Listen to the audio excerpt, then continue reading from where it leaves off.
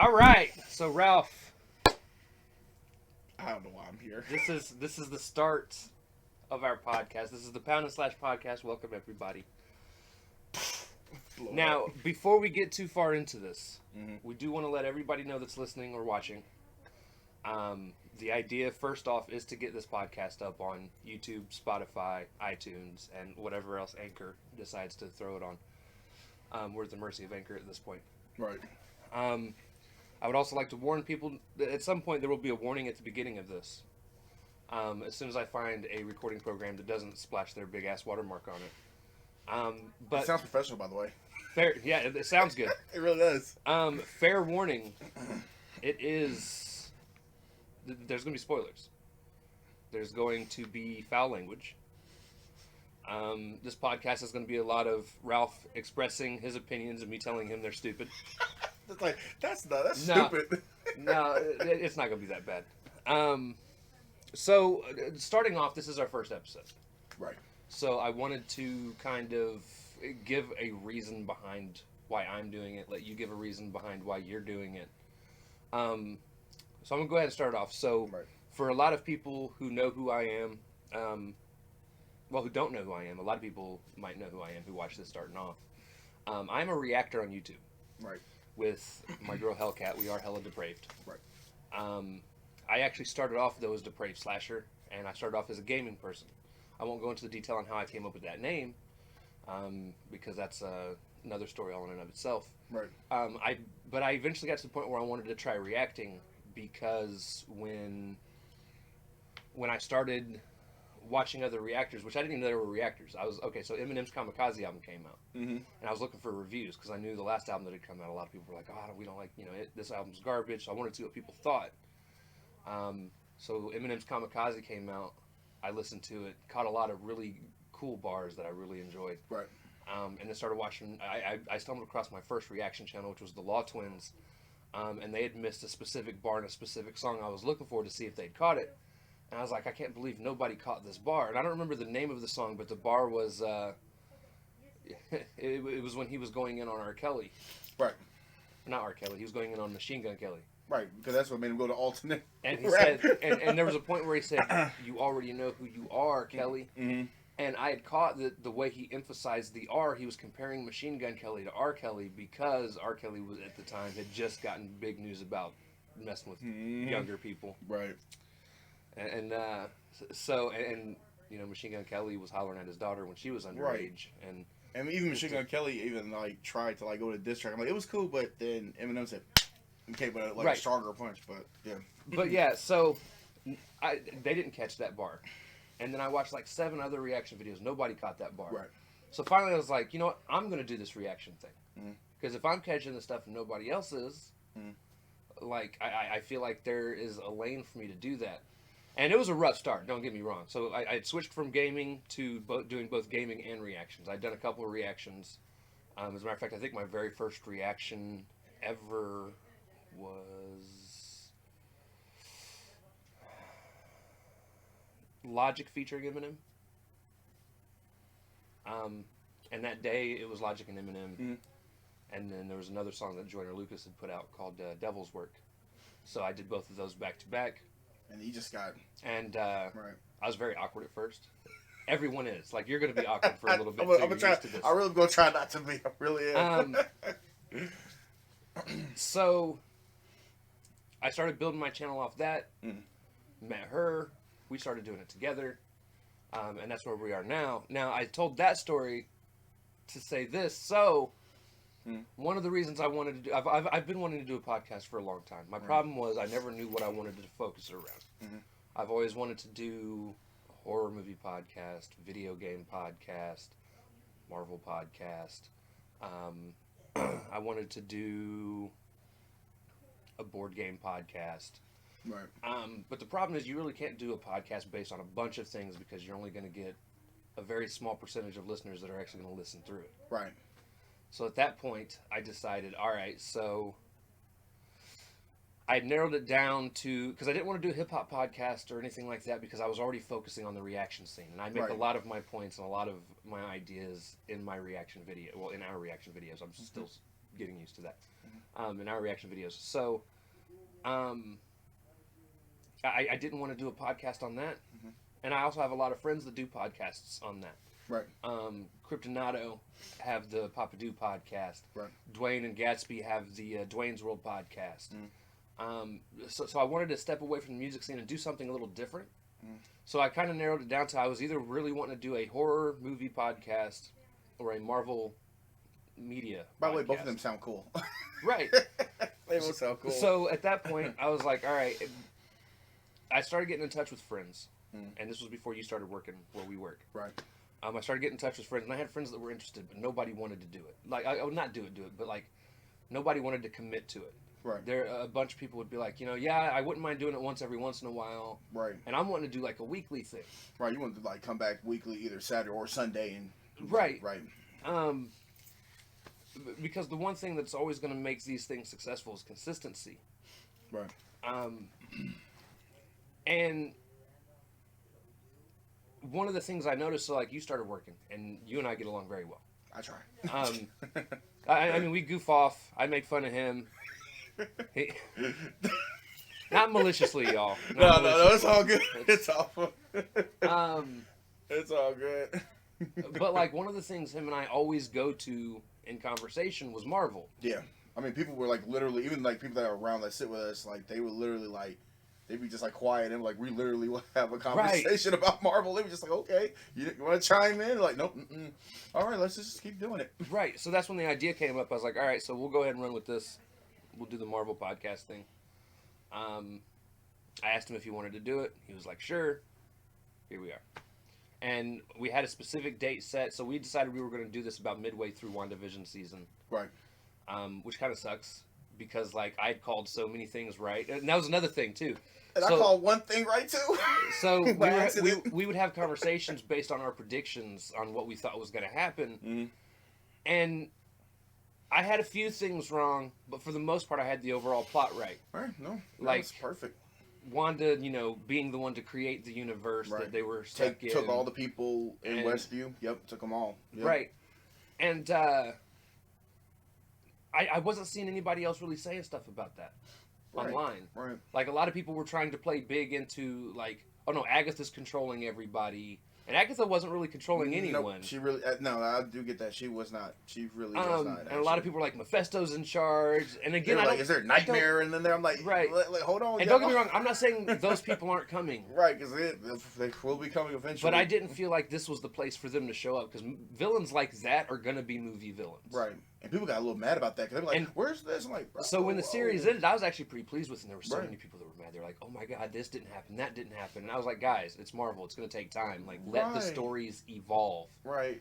This isn't, everybody wants the immediate gratification. It's like, nah, dude, you got to tell a story, you got to get connected to the characters, because if you didn't take the time to get connected to the characters, you wouldn't have the emotions that you did during Infinity War and Endgame. Right. You got to build a connection with these characters. I mean, a lot of people don't like Iron Man 3. Right. And I just watched it today, and it's like that movie is more based around or centering around him and Pepper and Don Cheadle's character, and like, Don like Cheadle, they literally, and even the president for that matter, like they're expanding them as characters. I mean, there's some things they could have did different that would have been better, but it wasn't meant to just be this big time, Avengers like story, like the Mandarin, right? And they're gonna fix that. In yeah. But yeah, so that's why I want to do the Marvel podcast. I feel like I'm very much able, which you'll see whenever I have what my predictions for what's going to happen at the end of this. You'll see what my predictions are for Falcon and the Winter Soldier, and I'm pretty confident in them. I've explained it. I've talked with him. Oh yeah, he's confident. Yeah, I'm like, okay. I'll give him a chance to explain his. Oh dear. At the end as well. Okay. Again, this is a partnered up podcast. This isn't my podcast. This is our podcast. So. Oh, my turn. All right, let's do turn. it. Oh, come on, Ralph. All right, let's do it. Well, mine's not gonna probably be as long as his. It really started back when I was in 3rd grade. Saw the first Spider-Man, Tobey Maguire. And I was just amazed by it, like, just, I don't know, and I didn't know anything about comic books or anything. I was like, this was awesome fighting, and then it really showed, like, how anybody can be anybody. It's a shame where it went with 3, and it's just like, okay, we just lost the plot altogether. But the first one, literally solid, like, him fighting, Green Goblin, and him trying to find his way. Like I like that, like, cause when you're in like junior high, grade school, all you don't want to find your way with friends and everything. And really, that was like my life, bro. Like that was like great. Like when Tobey Maguire put on the suit and everything, especially when he fought Macho Man, it's Spider Man, it's Spider Boy. Like it was like that was some scenes. And then, Ooh, right.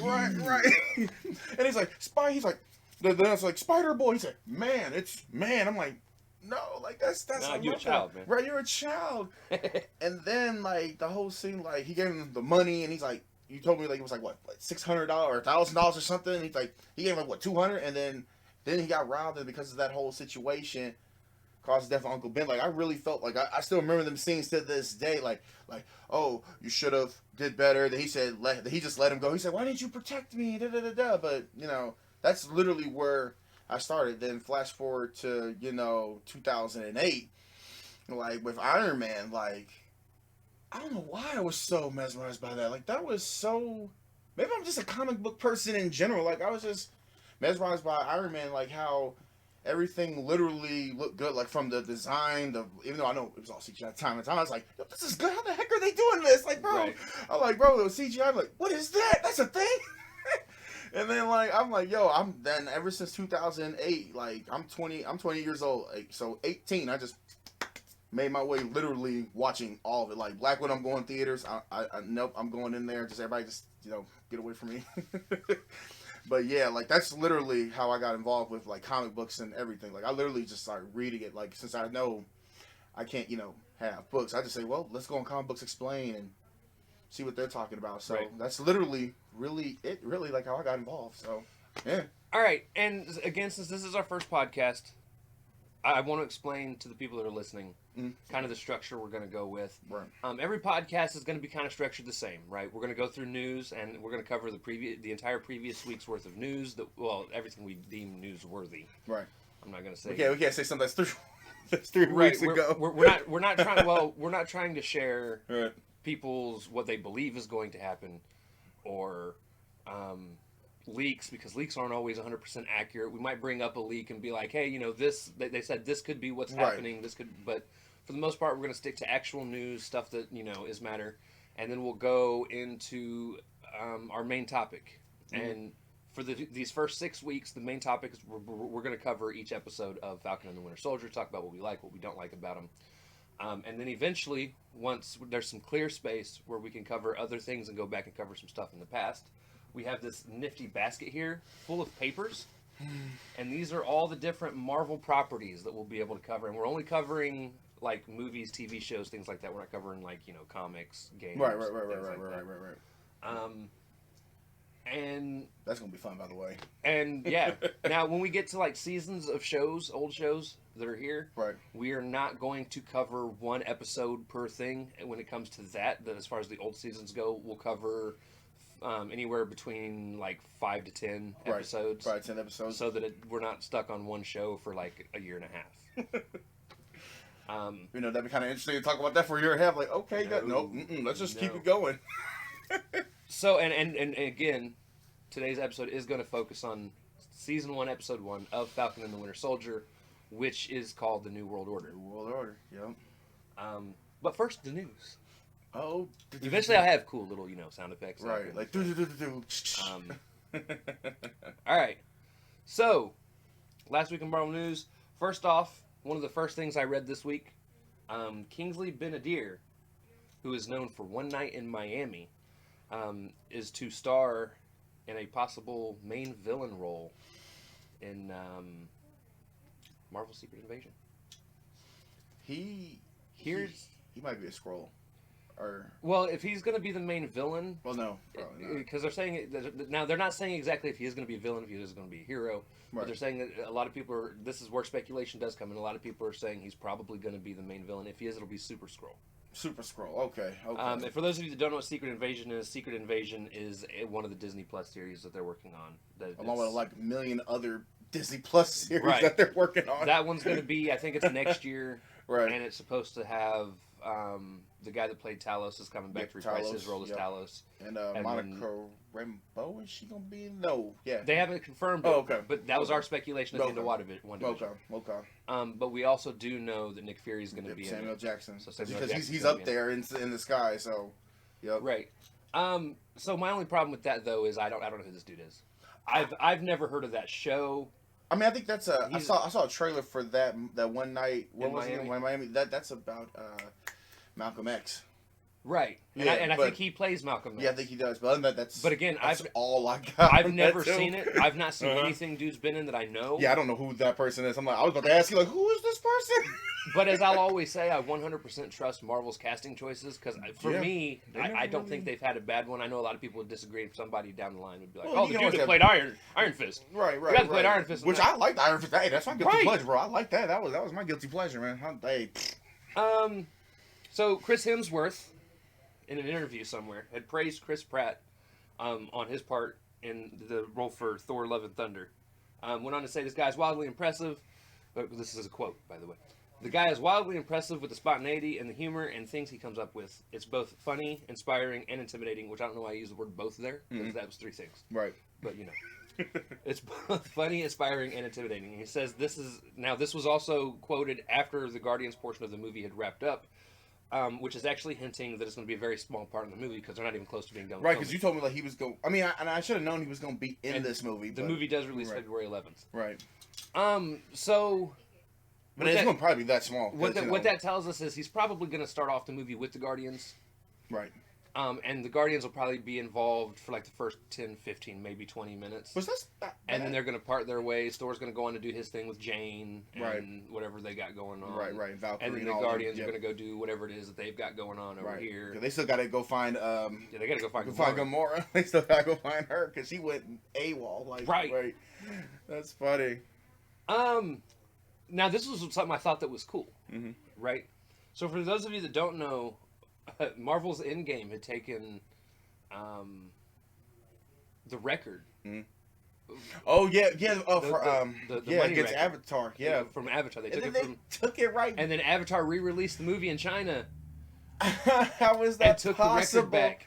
But not by much. Like, if Marvel re-released Endgame, they'd probably smash it. They probably would. I'm just like, what? But Marvel's Twitter actually congratulated James Cameron. At first, but remember they had something else though. Like when they took the record though, it was like they had Avatar turn to dust. Right. They literally had it turned to dust. One of the pictures, and then they congratulated them right back.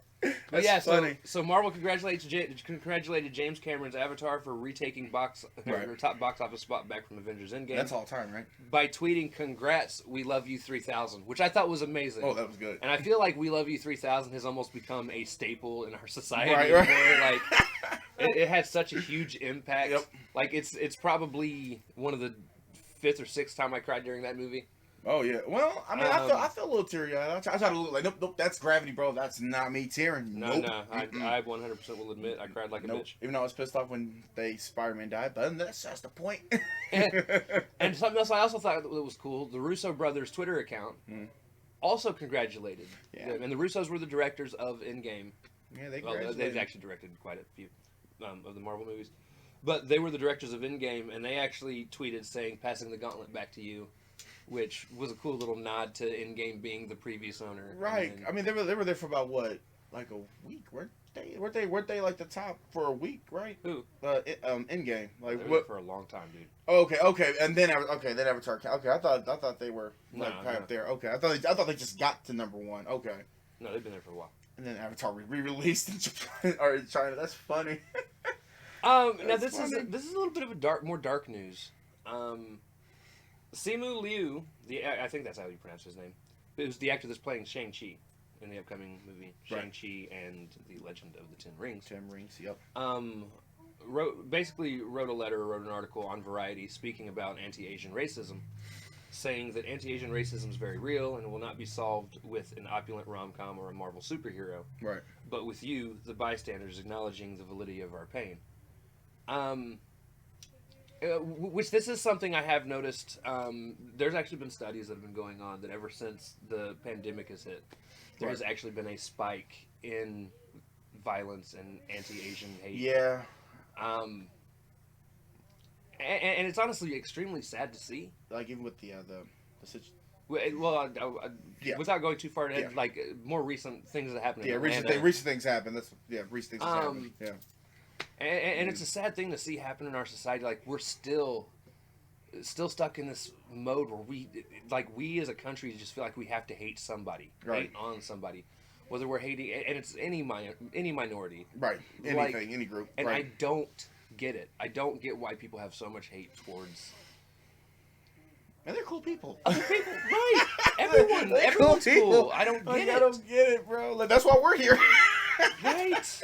Connected through comics and everything else in the world, and like we're cool people. But yeah, I don't know, man. I don't understand hate. Honestly, for any reason, I understand personal hate. Like if somebody really pisses you off and you really want to beat the hell out of them, Right. You wanna beat I them up. understand that. It's like I have to punch them. But in terms of hating somebody because of their race or their religion or their sexual Right. preferences, right, like who they like, whatever. Yeah, no. it has no bearing on you. Why the fuck do you care? Right, exactly.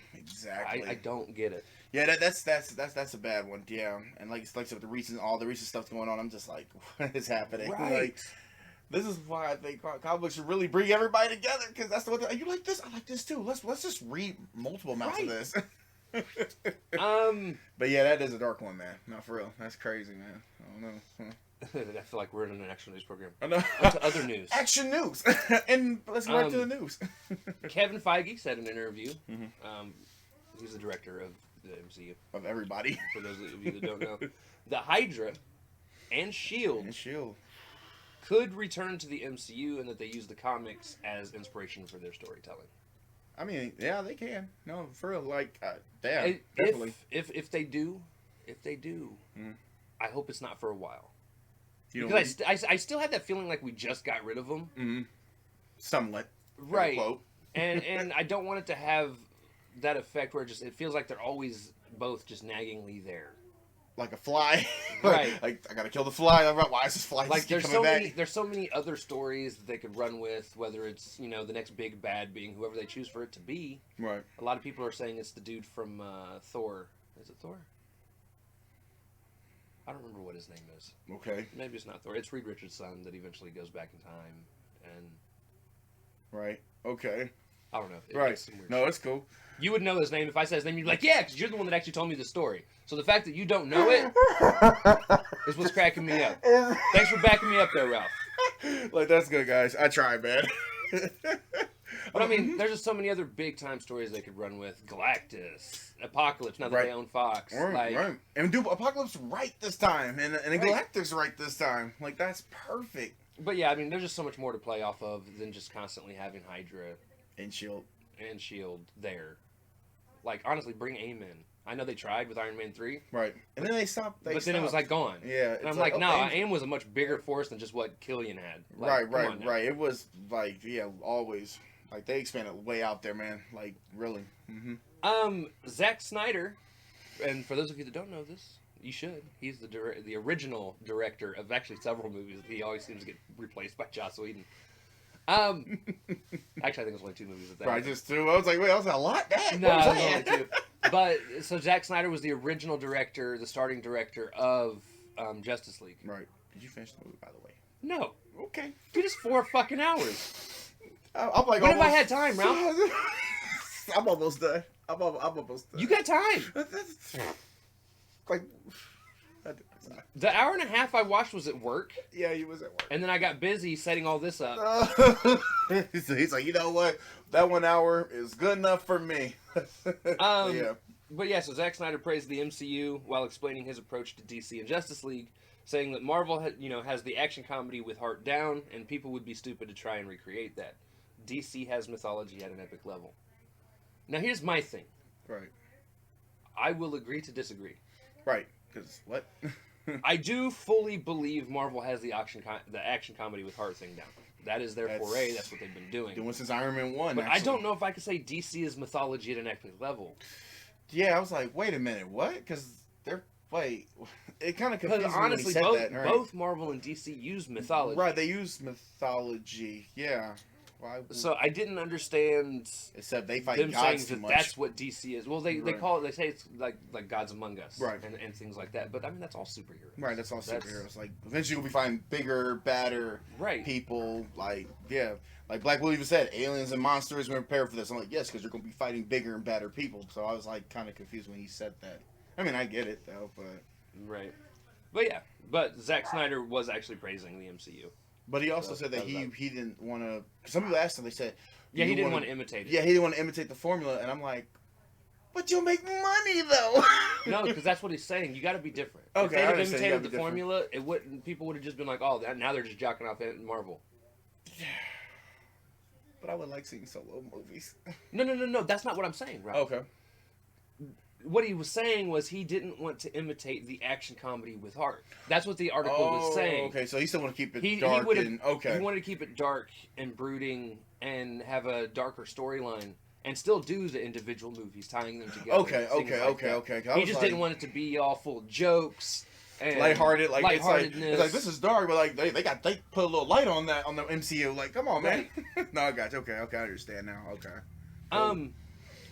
Speaking of Kevin Feige, 2 topics ago, he says that some shows could get multiple seasons on Disney Plus. Some of the Disney Plus shows, and he said the stories will definitely weave in and out of the movies. Oh wow. And will actually have decisions that actually affect everything. Okay. Some people were actually afraid of this when they first announced Disney Plus was getting some shows, because some people were like, well, what if I don't have Disney Plus, something happens in one of the shows, and now all of a sudden the movie's confusing for me, and Disney was kind of like, get Disney Plus.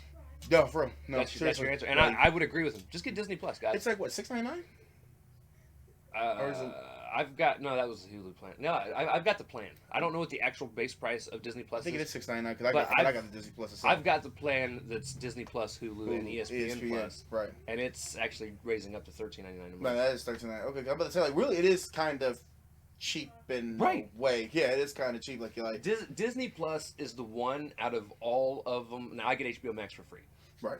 But I have Disney Plus, HBO Max, ESPN, all of them, Hulu, ESPN yeah, Plus, all which of I them. don't even use the ESPN Plus because I don't care about sports anymore. Right. I also have Amazon Prime I do have that on, like, yeah. and At home, several too. of the free ones. Right. Other companies. But yeah, like people could actually watch this stuff. But like, yeah, the Disney anywhere. Plus is cheap. Yeah, it is. It is cheap. Yeah. I didn't want to sound like Nina, like it's cheap. Like, and I don't want somebody to come and say, No, it's not cheap. Like, it It's- is though. it's honestly, those people who are saying it's not cheap probably have cable. Get rid of cable. right. It's pointless. It's pointless to have Cable's cable like at this point. $400,000. That's Like, not near that much. no, but it's like an arm and a leg. Like the cable package through what I've got, if I were to get the cable added on, Right. it would add almost an extra $75 to $80 to my package. And Which I'm you like, don't even need. I don't even need that. I'm not even spending that much in subscription services. Right. And I've got everything I could want to watch. And if I don't, I can go rent it for $3. Yeah. Right. Now, the only thing I would say, like the $30 is kind of the premium Disney Plus, like they did with Mulan and. Oh no, Last Drake. the individual premium Yeah, episodes. yeah. Like that's the only thing that's a little iffy, but it all depends on your preference. on how you want. We will touch on that when we get there. Okay. That's actually a topic on here. Okay, cool. But yeah, so I don't consider Disney Plus to be that much. No, but yeah, Disney Plus honestly, overall. if there was one out of all the subscription services, like if somebody's like you can only keep one, it would be Disney Plus. Oh yeah, because you get to watch everything. Oh dude, I could watch Lion King all day. Right. Come on now. Watch Mufasa die again. Long live the king. Yeah. Now, New Master 69. For those of you, if you remember where this came up at, he was the guy that Thor and Korg were arguing with on Endgame when they were playing Fortnite. And they actually revealed the identity of New Master 69. It was some sort of like Xbox promo or Yeah, it was an Xbox commercial promo. or something like that. Yeah. I don't remember what it was. I just remember it had to do with Microsoft. And Anthony Mackie, he was just playing with them and all that. I was like, oh, okay. And so during the video, Sam Wilson, Falcon, is playing against the original Apple Store employee that Steve Rogers and Black Widow met in the Winter Soldier. Which, if you guys don't remember, that was the guy that was. He said, I am, like he said, what's his name, Bob or Aaron or something? I don't remember. Yeah, he said, I am Steve. He said, and she's like, oh, you guys should have matching, designs or something. I'm like, that's so. And it was just a small snippet, but they turned that into a real commercial. That's what's up though. Right. And so during the match, Mm-hmm. it was the same guy. He leans over in the same Wilson's ear and he goes, "Yeah, my gamer tag is a Noob Master 69." And Falcon just looks at him like, "What that got to do with me?" And that's Like how the they look. Like, that's how they revealed. he said who Noob my Master cousin 69 made it for was. me or something. It's like my mom Right. or something. It's like, oh god. So it's fun to see that Marvel is revealing things into other And avenues. in commercials too. Wow, that's Right. Wow, that's. Could you imagine though? Like we'd be here talking about that, Right. In a commercial, an Xbox commercial at that, which that's my favorite. So something that a lot of people have been talking about is Chris Evans coming back as Cap. A lot of people love him as Cap. But now both Chris Evans and Kevin Feige have 100% denied that rumor. Yeah. Now, obviously, there's always that like air of caution because like anybody can deny something and then poof, there they are. Right. Because he said he might try to come back as the Human Torch. Might, and that could be like a deny as well. Well, if he comes back as Human Torch, here's the thing. I don't think that's going to happen. No, really. A lot of people want that to happen because they think it'd be cool because he was the Human Torch. Okay, I was thinking, why would they want that to in the original happen? Fantastic Four. Okay. But I don't think it was like a permanent thing. I think Right. people were thinking he could come back in a multiverse setup. And that's fine. Right. But I still don't think that's going to happen either. Right. Right. Like, to be honest, most of these guys that have gotten out of Marvel, which we'll cover again here in a few things, like a lot of people want to take a break. Right. Because what a lot of people don't understand is when you sign up to do a Marvel movie, you cannot live life. Right. Like, you have to stay on a specific workout regimen. Right. You have to not do anything that can risk you harm. Like, you're not allowed to go skiing. You're not allowed to ride motorcycles. You're not allowed to do this. You're not allowed to do that. Like, you pretty much have to like seclude yourself, Right. and stay out of trouble. It was like it's like one of those NBA. It's like NBA. Oh, those sports contracts. Like you were signed 4 or 5 years right. to do this. Like you can't do nothing else. So no, that's what I said. No, that's perfectly reasonable, man. So I don't think Evans wants to get back into that. Right. And I wouldn't blame him, honestly. He's ran his course. They're moving on with the Cap storyline in Falcon and Winter Soldier, and they're actually pulling some fun stories together. We believe. Which, again, we'll get to that. Yeah, definitely. But yeah, so both, like I said, Chris Evans, Kevin Feige, both of them have said 100% not happening. So tracking, which I don't really know what tracking is. I guess it might just be tracking people's clicks into articles and things like that. Sure. But tracking is showing the Loki series that is coming out on Disney Plus is currently on pace to be the streaming service's most popular show yet. Okay. And that's not just Marvel show; they're saying most popular show. So it could even be. It's apparently even beating out Other Disney Mandalorian, right? And things along those lines, right? Which this doesn't surprise me. A lot of people love Loki. Loki is often considered the best Marvel villain. Yeah. There's some people that have Killmonger in that spot. I don't really like Killmonger. You like him? Nah. Okay. He was literally okay. So he suffers from the same thing that every other Marvel character does. He is a clone of the hero. Oh, in terms of okay. powers. Cause I like it because the fact that like maybe he wanted what Black Panther wanted, but okay, I get that clone hero. Okay. In terms of powers, as a character, I did like his personality, right. and I loved the dude that acted, that played Michael the B. role. Jordan. Yep. Did an amazing job. Just as a villain, I'm not a fan of Killmonger. Just like the first Iron Man. Marvel needs to stop doing this thing where they fight themselves, basically. They fight themselves. I mean, you had the Dark Elf. You had Iron Man fight a bigger Iron Man. Right, bigger Iron Man. You've had Captain America fought Winter Soldier. Winter Soldier. It was just like another Captain America. Right. Oh shoot, yeah. That's crazy. So at least Loki did when they came out, like when Avengers they came out. At least Loki came with that thunder when he came in. Like because the first thing he did was kill them soldiers. I mean, Loki's not even my favorite villain. Right. But like the first thing he did, like he came and killed them soldiers, and like, he came out like swinging. I think my favorite villain. What you got? Is actually Vulture. In the first Spider-Man movie, only because he threatened to kill Peter. Yeah. Like when he pulled out that gun, I said, "Oh, is he about to just kill Right. Peter right now?" Like roll credits. We rolling credits, people. Roll the credits. Sometimes guys just being absolutely evil Right. is all I need. That's it. He said, "Go in there, dog. I gotta speak to Peter for a second." Oh my God, here we go. Right. All right. Also, so for the last bit of everything outside of the show news, not the last bit. The last bit before we get to the next segment. Right. Marvel apparently has what they call a parliament, which is a group of 15 people that according to the Falcon and Winter Soldier script writer and director Derek Kolstad, actually I don't know if he was directed. I think he was just the writer. Okay. And he says that their job is to approve or not approve things, change things in the script, let them know like, hey, this is actually causing issues over what we're doing here, so you need to change this to kind of go with it. Right. So he's the one that's like, oh, I got this script. Well, he's like the head person. No. Parliament, 15 people. Oh, they work together. So them 15 people basically. Right. Okay. See, that's pretty good though. Like, yeah, so they don't mess up or ruin nothing. Now, when the MCU thing first started off, there was actually a group of 5 people, 5 or 6. I think it was around that.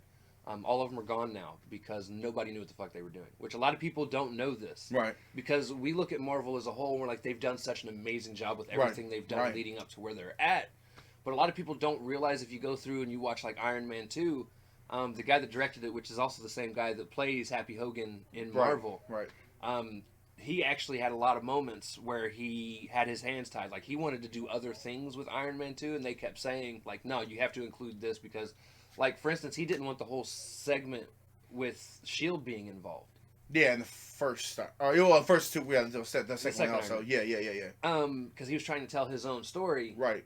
But they were like, no, we have to tie S.H.I.E.L.D. into this. Like, we have to mix everything. And somehow tie it into where he gets drunk and party or something, or he's like, he's dying, but yeah. So these guys that are now doing it, these 15 guys, I don't know who all they are. Obviously, Kevin Feige's one of them. Right. So we know him. Right. But apparently they get along better than the group that decided on things before them. That's good. I mean, like, yeah, you need those, the positiveness in there, and at least it's like good where it's like you got to go these 15 people that like tell whether or not, hey, can we do this to this show, like to this scene or this show, and they're like, oh no, yes or no, and they're like no. So yeah, that's pretty cool. Which Warner Brothers can do that? Warner Brothers can't even make a cohesive movie. Right. To say they like, we don't know where it's at, but yeah, I was thinking have 15 or 5 people like, no, that's not Batman, like right or Superman, but yeah. All right, so for this next segment, this is going to be something I'm going to try to make sure to have put together every episode. Cool. It's not a guarantee. This is called the Cap, the Hela, and the MODOCK. This is basically the good, the bad, and the ugly. The good being Cap, the bad being Hela, and the MODOCK being ugly. Nice. I like that too. This is still a part of the news. Sometimes it might not be. It might be a part of like an episode or something like that. But yeah, so this is where I'm putting it as in the news. So in the good, or the Cap, Disney CEO Bob Chapek says Black Widow Day 1 streaming on Disney Plus may happen, but it would be a last-minute call. I have this under good because this is going to give people options. Right. Given the state that the country is in right now, still there are some people that don't want to go out in the public, and then there are some people that do, and this will give people an opportunity to sit at home, watch it with their families, while people that want to go out to the movie theaters are able to. It gives people choices. Right. I would be one of the people that would honestly want to stay home. Yeah, and I'm one of the people that would go out. Well, here's the reason, and this is actually a very good, in my opinion, a very good reason. Right. When you rent it on Disney Plus, as long as the movie's in theaters, you have access to watch it as much as you want. Right. Whereas in theater, it's like a one-time. Theater, you sit down, watch, then you got to buy a new ticket, go back in, buy a new ticket, go back in. And as somebody that, like, now obviously we're doing a podcast, I want the ability to be able to watch it a couple times. Right. See if you missed anything. So. Right. The only problem though is they're also charging $30 for these premiere accesses. Whereas the other one, you can pay $16. You don't have to get food and just right to the theater. And I don't necessarily agree with the $30. I kind of understand because they're probably taking it from the aspect of like, well, some people are, would normally go to the movies. It'd be them, their significant other, 2, 3 kids. Right. And honestly, this would be cheaper to be able to sit at home in the comfort of your own home. Right, make a meal or something. But like for someone like me, no, it's actually more expensive. Just like hold on, I got a question like that. That's too expensive. I also try to think about it on the other side. I get to watch it 7, 8, 9, 10, 12, 30 times if I wanted to. That's the part getting it for $30. Like you can watch it multiple amount of times. Yep, exactly. Right. So the bad or the Hela, Tom Holland. Has said that after Spider-Man 3 No Way Home, actually it's not called Spider-Man 3, it's just Spider-Man No Way Home. Right. He is for sure going to take a break from anything Marvel. Right. He said due to restrictions, he hasn't been able to really experience life and the things that he wants to do because he's not allowed to risk injury. He would also like to try his hand at some other roles. And I consider this bad. It's good for Tom. Right. And Tom, again, jumped into this whole thing very young. He was like 18, 19 years old when he took the role. Because they wanted to get somebody that was actually a teenager. Right. It's just... Instead of finding somebody that's like, mid to late 20s. Mid to late 20s. That doesn't look like they should be in high school. Since everybody wants to start off in high school. Right. And he hasn't had a chance to live yet. He's now, what, like mid-20s? Right. Mid-20s. He's been doing the role for several years now. Yeah. So, yeah. At first I was like, dang, like, why you gotta leave it? I said, but now, thinking about it, yeah. You've been doing it for too long, man. And honestly, we don't know where Spider-Man's going to go after this anyways. This is the last movie on their contract that they've got together for now, Marvel and Sony. Right. Because Amy Pascal, she's still the one that runs the show, right? Oh, okay. I don't know. Okay. I stay away from Sony. Okay. They're a bunch of assholes. Except for PlayStation. I like my PS5. Yeah, we like the PlayStation, just like... Well, I like my PS4. I can't get a PS5 because half of you motherfuckers are out there owning them, trying to sell them for $20,000. That's still an arm and leg. Like, yo, you want this? You got stuff like 100 G's. Like, dang, really? Although, something else I was thinking about. Mm-hmm. This is hopes. This is not a prediction. Mm-hmm. I honestly kind of hope Miles gets brought in. And maybe Miles can run with the Spider-Man name for a little bit. Okay. And then eventually bring Tom Holland back if Marvel and Sony can continue to cooperate, because. But Miles, he's like younger than him. He was like what, 14 when he got bit. Well, my problem, like looking at this, when the deal first happened, we didn't know that it was going to run into that issue where like all of a sudden like Spider-Man could be out of the MCU. Like he was only in it for that short time because like. Right. They didn't renew the contract. Sony and Marvel were both being everybody was like getting it. Crazy. They were like, everybody's ripping heads off. Like, what's happening? And when this happened, before that happened, when all of it started, I was like, dude, this is great. They got somebody 18, 19 years old to play Peter Parker. Right. He can do this role for 30 years. Yeah. I was like, we could finally have like a 10-movie collection of Spider-Man that's one cohesive story, that's a bunch of different stories that they could do. And I think that's where the reason I have this in bad is more, I guess, it's more just bad to me. Right. Because, like, that's going to lessen the amount of movies we're going to be able to get Spider-Man in if Sony doesn't already do that on their own. Could they bring the other, like, once the third one's done, could they bring the other Spider-Man to replace... I mean, I know you're saying Miles Morales, but... I don't want to do that.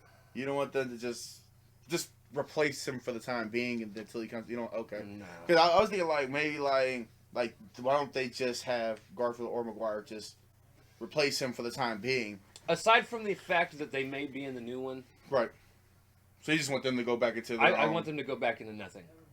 Okay, go back into nothing? Because they might try to... They may try to bring, like, you know, Amazing Spider-Man 3 and, Spider-Man 4. Like, they were trying... Like, that's, of course...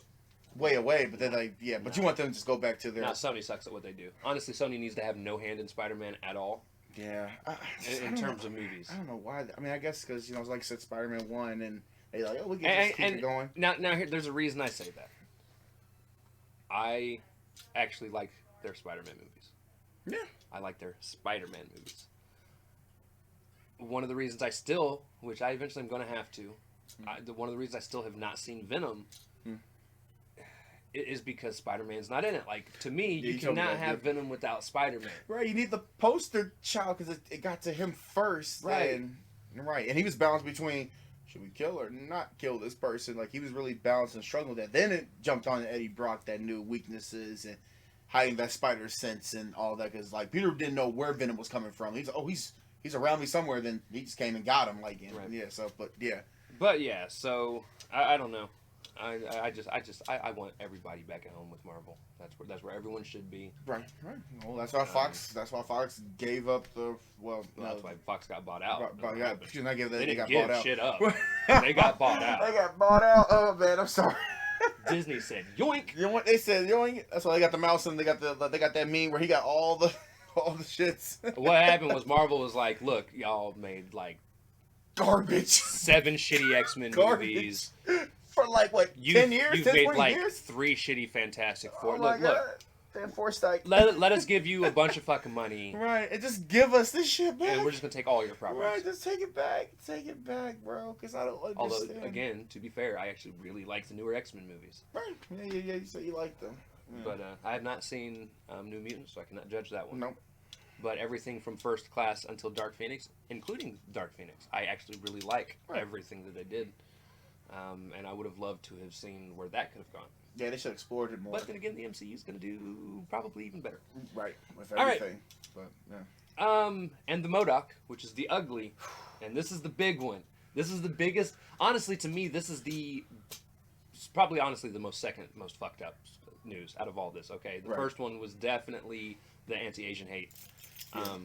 Is one of the like utmost worst things you can read about.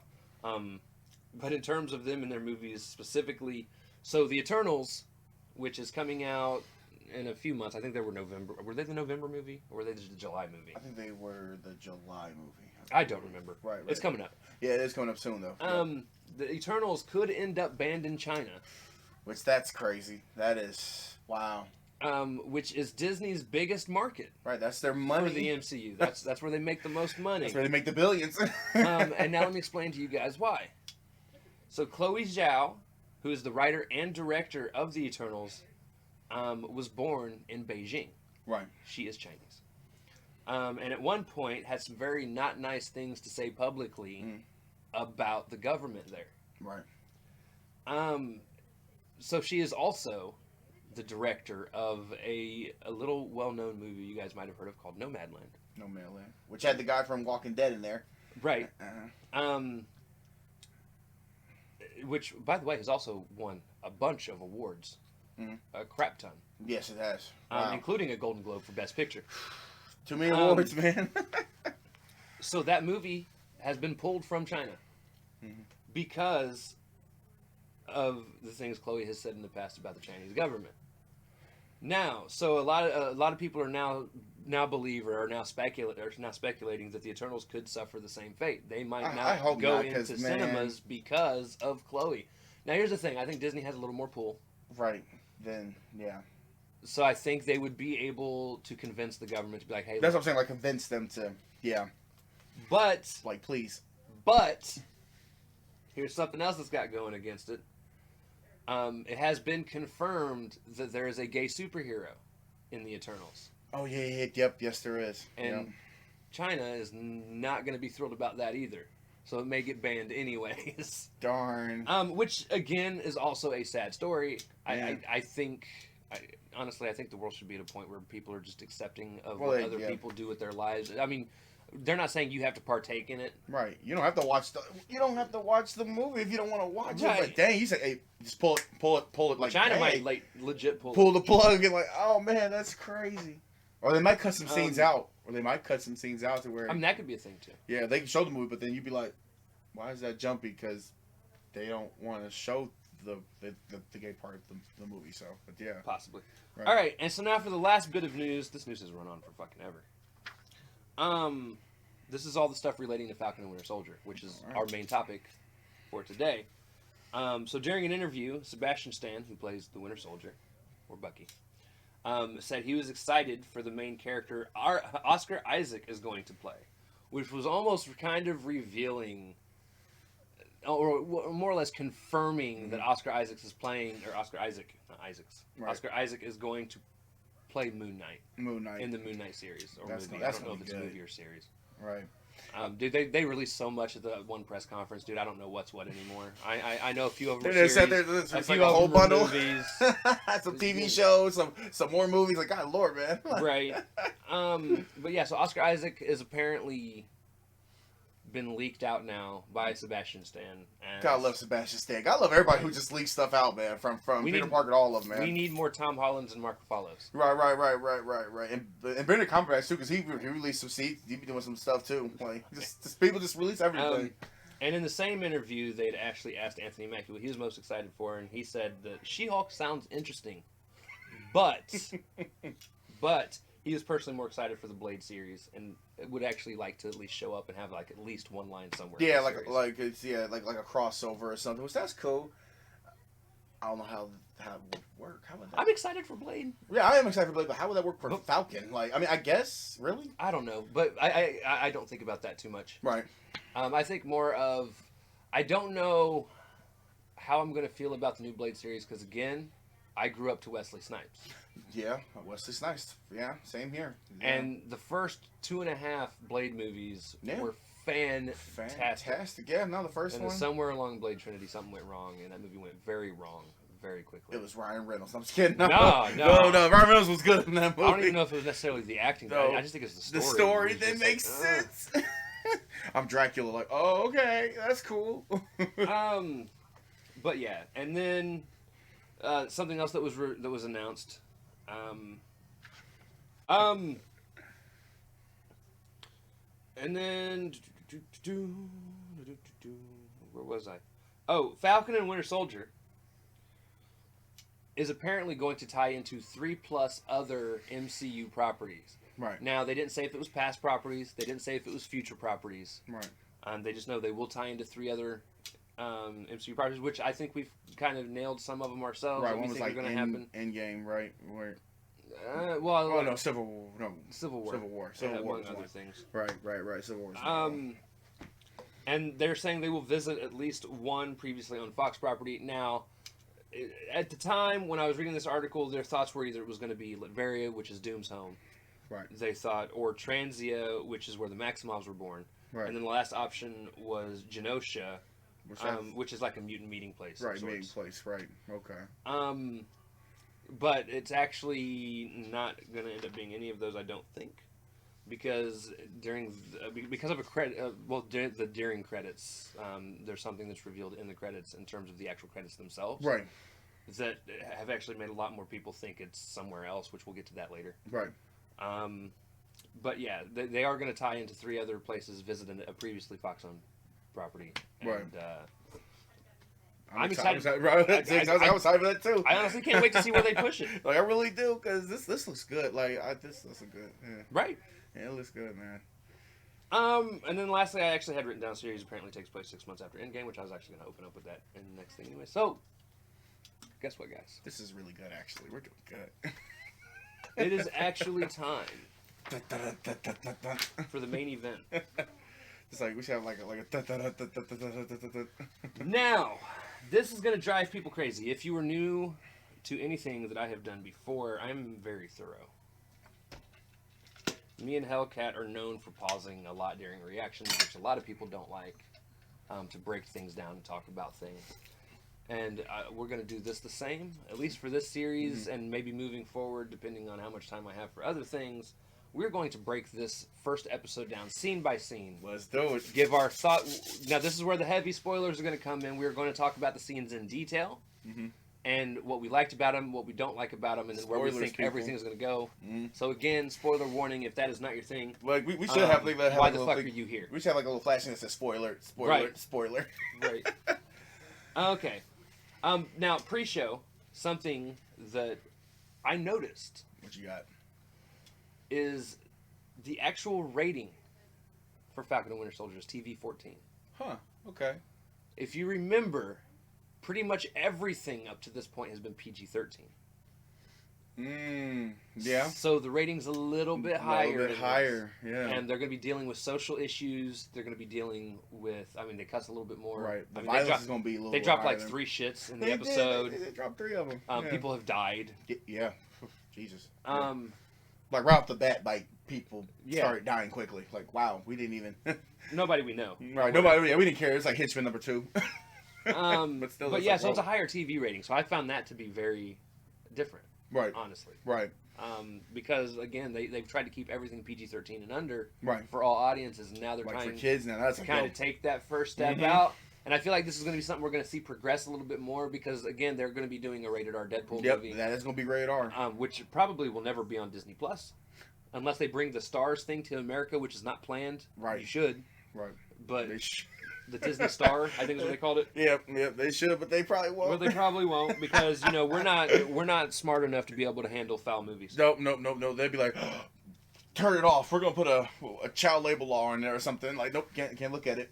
But TV-14, wow. Now, there are things to constantly remember throughout this show. Mhm. And these are things I just wanted to point out.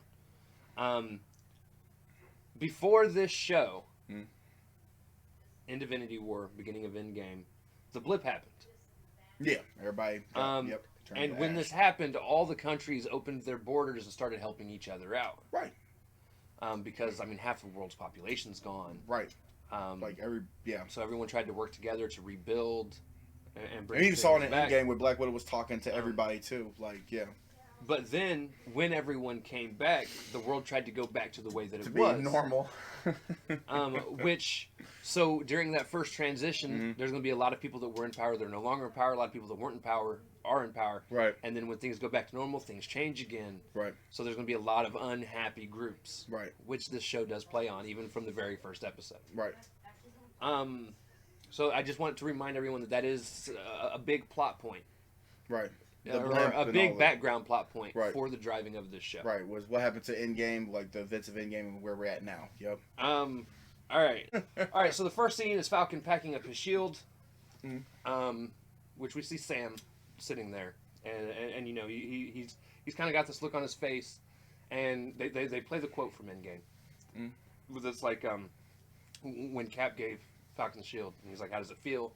And Sam's like it's someone else's. Right. And Steve looks at him and says, "Well, it isn't." Right. Cap at that moment chose Sam to be the next Captain America. Right, which you would thought that's what we should have been feels, which that means, because for him, the shield is a symbol. Right. It's not just a weapon, it's a symbol. And so he felt, of all the people he knows, right, Sam is most capable of upholding the views of Captain America. Right, like he sees that in him. Right. Which, I don't like, does he see it in Winter Soldier too, in a way? Or no? No. Okay. No. But then this show is already playing with the idea Sam doesn't see it in himself. You're right. He's got his own doubts. Right. He's like, man, I don't know if I can uphold that same standard. And he feels like the world should move on from that. In which that's kind of weird. With their new heroes, like Captain America's gone, we just need to keep moving. Right. But he's struggling with it. You could tell. Right. Oh yeah. That whole beginning scene, like he was just looking like, cause that was like Cap's funeral, wasn't it? Or like. No, the first scene's post funeral. Oh, post funeral. Okay. He's in his apartment. Oh, apartment. But he was literally just looking like, I don't want to do this. Right. I was just like, okay. Now at this point, they don't say what he's going to do with it. Obviously, we've seen the episode. We know what happens. Right. But at this point, we don't know what's going on. Right. We're still like, what? Like what? Anyways, so the second scene. We gotta get back over there. Falcon is helping the military rescue Captain Lassant, who's abducted by the LAF, which the LAF is a brand new group. You looked it up. I've looked it up. The LAF. Yeah, I really did. Like I was like, does not exist in the comics. They don't exist. They were created specifically for this show. Right. There are several people who have actually thought Captain Lassant is the guy that goes on to become the new Cap at the end of the episode. Right. I don't think it's him. Okay. After rewatching the episode, his ears aren't big enough. You guys laugh. I know somebody out there is like, that's kind of a dickhead thing to say. You don't got the big ears? Like, but no, no, it's not him. It's not him. That I can promise you. So Falcon's being followed by Torres. Mm-hmm. And Torres is basically... You said he's a comic book. Well, yeah, I'll get to that in a minute. Okay. He's feeding Falcon information. Right. He's trying to tell him when they're getting close to the borders. Right. To keep out of legal trouble. And so one of the fun facts is Torres is a character who in the comics gets kidnapped and then experimented on and turns into almost like a bird person and becomes the next Falcon. Right, because you said like a legit bird person. That's yes and no. Yes and okay. That's how I tried to explain it to you because you weren't here understanding. Like you were still picturing the suit. Right. I'm thinking suit. Like no. He's got wings. Right. Like wings. Yeah, that's interesting. So there's speculation this might happen again. That's speculation. Right. I don't know if that is or is not going to happen. That's not a part of my overall prediction in the end, but it is something to think about. Oh yeah, guys, and if you notice, the dude from Winter Soldier was Saint. We're not that far yet. He is so proud of this thing like he's the only person that said it when it's all over the internet. Yeah, it is over. But he found it on his own, guys. Yes! It's a shiny. Yes! Give me a gold star, people. Gold star. We'll get to that in a minute. No, I got you. There's this elaborate, like there's this whole fight scene. Yeah. Where Falcon's chasing these guys down. He gets onto the plane, right. kind of whoops their ass, gets ready to save the lieutenant, I think is what his name is. Yeah, I think or Captain Captain Lassant. He's getting ready to save Captain Lassant. The bad guy ends up grabbing him, shooting at Falcon, jumping off the plane. Falcon, jumps off after him. And he without a moment, so he's they end up in a helicopter. Eventually, Falcon shows up inside the helicopter, sitting next to him, which is hilarious. Oh, he said hi, bam! My favorite part was there was something going wrong with his thrusters throughout most of it because he got shot. Like when the guy shot at him, he hit a point that was kind of fucking with the thrusters. So he couldn't speed up. Really, he was really slow. Like it slowed him down. And the guy gets into another helicopter, and then finally, like Torres is even warning him. He's like, "Dude, you're getting really close to the borders. Forget about it. We'll find another way to save him. Back off." And then all of a sudden, Falcon's like, he hears in his suit, like whatever headset he has going on. He hears thrusters back on. And he's like, "No, I got this. I just figured it out." And he just snatched him. Flies out. Snatched him. He doesn't snatch him. He pushes him. Oh! I thought he just grabs him. Okay. He dove through and pushed the dude he's trying to save off of the helicopter. Okay. And the dude starts falling, and as he's flying down in process to go catch him so that he doesn't die, he shoots the little explosive thing and onto blows the up helicopter. the plane. Blows up the helicopter. That's why I think 14 because he went boom. Just killed 5 people there. Which the lead guy of LAF got away. If you notice, they don't actually they try and kind of make you think he might have died. He did not. I guarantee he comes back. No. But he escapes. But so this is one of the first things we notice. Falcon has no problem killing people. Which I like. Okay. Yeah. Has he ever killed anybody? I'm sure he has. Okay. I'm trying to think. Has he? Whoa. So here's the thing. I don't think we really expected any Disney shows to go this far, though. Like actual TV shows. But yeah, he's throwing people off the helicopter, and it's not like he's attaching things to people like Batman does, so they can hang off. Or at least Spider-Man with the flip and all that. Nah, dude. There's actually one point where even earlier he jumps off of a helicopter and then shoots something at it, and it So that's where he shot the thing and it exploded. It was the missiles that followed him through. At the last helicopter. Right. He was trying to evade the missiles and whatnot. Yep. But he jumped off that one helicopter, shot it with the sticky thing, and then it blew up. There were people still. Yeah, there's 5 or 6 people that were in that thing. Just boom. I'm like, oh, okay. We just don't care. I love that is probably the one positive I have for this entire thing. Now here's my one negative. I do feel like they took too long for that scene. So the whole opening scene itself. It's if you think about it, it's about a 45-minute episode. It's not even a full hour, and you took 15 to 20 minutes. Yeah, that's about 20 minutes for this one little flight scene. I mean, yeah, it's cool, but there's some things you could have left out, in my opinion. I just feel like they drug it out too long. Yeah, I know. Yeah, maybe the whole missile thing. They probably could have cut just a little bit of that off. Yeah. Okay. That's just my opinion. There's probably some people out there that actually absolutely. Oh yeah, they probably love the entire episode was that one scene. Just hey, if you get 49 minutes of just that, I'm like, oh okay, yeah, that's cool. And then as you were saying earlier, go ahead. Give me a golden noodle. Yes, Backdrop the Leaper had a small moment in Winter Soldier, and they used. If you guys don't remember who this character is, there's a fight scene between Cap and this dude on a ship in the beginning of Winter Soldier. Yep. During this fight scene, so Black Widow's off stealing intel. Doing her thing. And doing her thing. And Cap and this dude are fighting. It actually starts off in a room on the ship, and then they come through a window and they're fighting on the deck. And honestly, Cap whoops his ass. No, yeah, he beat the shit. But it's just, he even took the mask off. And he's like, I want to fight you without the mask. I'm like, bro, you're about to get this work, man. Do you know who this is? But it's played by the mixed martial arts dude, Georges St. Pierre.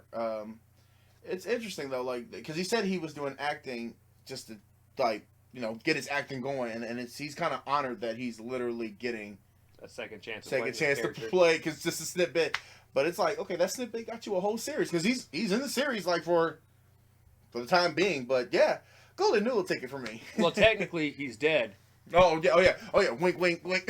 Wink, wink. He's supposed to be dead. Yeah. So they save the dude. Everyone's excited. Torres is like, "Woo, you got yeah, you did it, man. You're a badass. Like, you're awesome." And then they fade into the scene where him and Torres, Sam and Torres are in this like market square in a place getting by drinks the name of Tunisia. Tunisia. Yeah, Tunisia. Yeah, they're just getting drinks or something. Lunch. I think lunch. They're just there to get lunch. Okay. But really, Falcon's working on trying to fix his Red Wing, right? Because Red Wing the rest of his Red Wing got damaged. And they get approached by somebody that's like, "Thank you so much for what you've done. Right. You brought my family back to me. I appreciate it." So like, yeah, this is kind of almost an exact opposite of what we got from WandaVision. If you remember in WandaVision, we were like, "Dude, people don't like." Yeah, at the end of WandaVision, they were like. They had no words. They gave him that evil eye look as she just walked away. Well, even before, the dude with sword. Yeah, sword. Didn't trust him. Didn't trust him. Right. Or whatever else he had going on. Right. But in this, like, they're like, yo, people love him. They like shaking hand, like, oh, like, okay. Thank you. Which that was a good positive moment there too. Like, yeah, like. And then while this is happening, Torres. Has his phone out talking, and you don't know what he's doing. Honestly, he's like moving his phone around. You're like, he's trying to. What the fuck is this guy doing? He's like trying to be a millennial generation. I thought he was trying to find a reception. Like, I don't get good reception here, which that wasn't it at all. Right. Eventually, this red hand pops up on his screen. Right. And we're like, huh? What's that? What are you doing? Yeah, we're like, what is that? What is this? Yeah. And this is where we find out about the Flag Smashers. Which we obviously only at this point know them by name. Right. They're because they're not even. They're a group. This is the first time you hear of somebody that's not happy about everyone coming back. Right, because they're the border people. Because they were the ones that want the borders open. They want them open. Right. They want them open so they can continue to do whatever illegal activities they were doing between the borders. There's also this joke towards the end of this where Torres is asking Falcon about Cap or Steve Rogers, right? And he's like, a lot of people are saying Steve Rogers is up in the in a secret base in the moon. He's like, were you the one that like flew up, flew in there? Right. And he's like, nah. No, like why would he? And then he said it. Hey, where you guys going? Right. We're doing some moon space stuff stuff. So then he asked where he's going because Sam has to go to DC to do what he's going to. Right. And he's like, gonna go do moon stuff. Moon stuff. Now he does it to fuck with Torres, but to be honest, that was almost code for he's doing something related to Captain America. Right. Which again, we don't know what that is yet at this point in the show. We're just like. Oh, okay. Right. That's just like, that's it. Moon space. Moon stuff. Right. Guess you're going to DC. Right. And Torres had no clue what the fuck. He was just like Torres is like, so he is on the moon. Oh like, man, you can see it like he's got like a puzzle. Like, oh my god, really? Right. All right. So then the next scene, which I have labeled as scene 4, is in Washington D.C. So Falcon is in Washington D.C. and he's giving up the shield, is what he's doing. Yeah. He finally gets to the point where he comes to terms with the fact that he still feels he's not Captain America. He's not Cap. So he feels the best thing to do is to give the shield to the exhibit that was in Winter Soldier.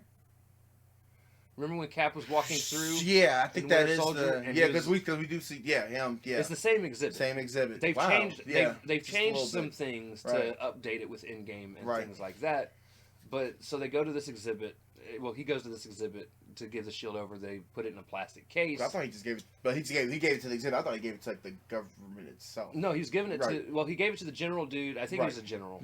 And the general put it in that case. And for all we know, belief, it was supposed to be in that case, in the exhibit, like or in the exhibit, like this. You got his bicycle or motor, like all that crap. Yeah. But in the process, he's also giving a speech where he says something along the lines of, "We need new heroes, one suited for the times that we're in." Right. And I almost feel like the government is going to use that as. Oh yeah, what he just said. Right. Well, you said that we need new heroes. Right. We're giving you a new Cap. Right. Which we'll touch into that later. Right. If you haven't seen the episode, why are you here? Right. If you have seen the episode, you know what we're talking about. You're awesome. I'm just kidding. So the general dude thanks Sam, and again, I think he's a general. I don't know what he is. They never said what his rank is or who he was. Right. They just said thank you for doing this, I guess. He said he thanks Sam for bringing in the shield, tells him that it was the right decision. Right. Right. And it's like, who's it the right decision for, though? Right. It's not your choice on who becomes Captain America. That is interesting how that happened. Because I was like, right decision, but for who? Right, I'm happy like you noticed that too. I was like, right decision, what? Right, and I even have written in my notes where I even said I have an issue with this because Cap chose Sam. Right. Honestly, it's up to Cap who should be his replacement, not the government. Right.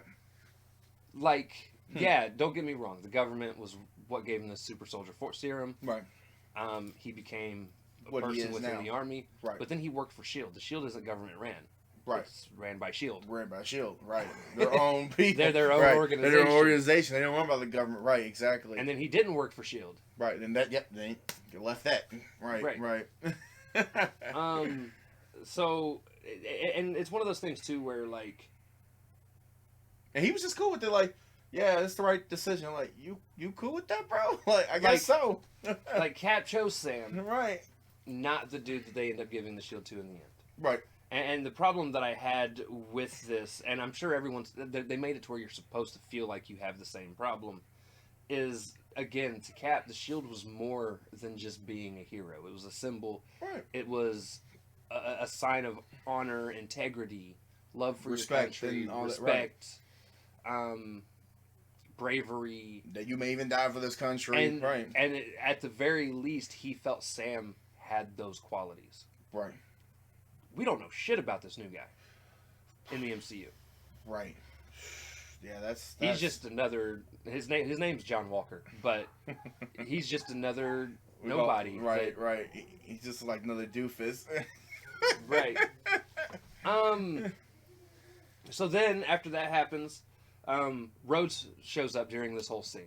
Which was really cool to see Rhodes. Spoiler for that, too. Rhodes is in here. Like, that's crazy. Was not even expecting him to be in the series at all, to be honest, because he was more associated with Iron Man than he was Cap. Right. That's kind of interesting. Like, he was sitting there. That's pretty cool. I like that. That little scene. That's positive, too. I like that.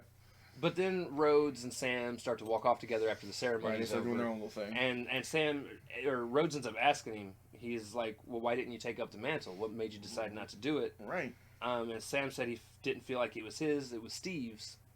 Right. It was Steve's. And Rhodes explained, he's like, the world's broken and the world needs someone to fix it. Right. Kind of wanting to put that burden on Sam because Cap gave that burden to Sam. I wonder, does Rhodes know about this new Cap also? He will. Okay. Everybody. I thought maybe he would have had no choice. He just works for the military. Yeah, that's what I'm saying. Because he works for the military. I thought maybe like he also knows about that too. It was one of those ultimatums. Like, okay, like I don't think he knew that it was going to happen. Obviously, he knows that it happened because everyone knows that it happened. It was on the news. Right. But no, I don't think he went into it thinking. Because it's like, well, since you're not taking a mantle, I guess we'll just fetch this person out of the blue. Okay, I thought I don't think it was. Okay. No, I don't think Rhodes had any hand in it. Okay. So then, but yeah, basically, Sam doesn't feel like he's right to be, for the Captain America role. Right. Even though Steve saw something in him. All right, so then it transitions from that. Finally, we're a little over halfway through the episode. Oh, yeah. We finally get to Bucky. Yep. The show's called Falcon and the Winter Soldier. Not Falcon. Not Falcon. Falcon. Damn it.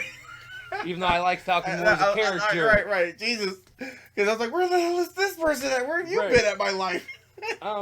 So it starts off with Bucky having a flashback. Right. Because at first I didn't know it was a flashback. At first I had to look at that for a minute. I was like, oh, that's a flashback. And Winter Soldier, he's Winter Soldier back from a while ago. Right. And I said, well, he got his name. I said, that's my biggest complaint of this series, honestly, is Bucky cut his hair. Yeah. Bruh. Because when he went in there with the soldier, he had the full hair. He looks a lot cooler with the hair hanging down. He had the mask on too. I was like, oh my god, like bro, this is about to look. Right.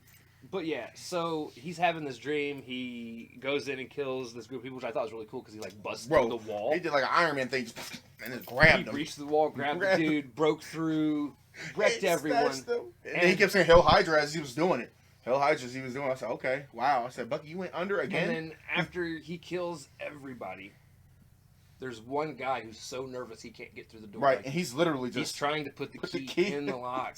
He's like, please don't kill me.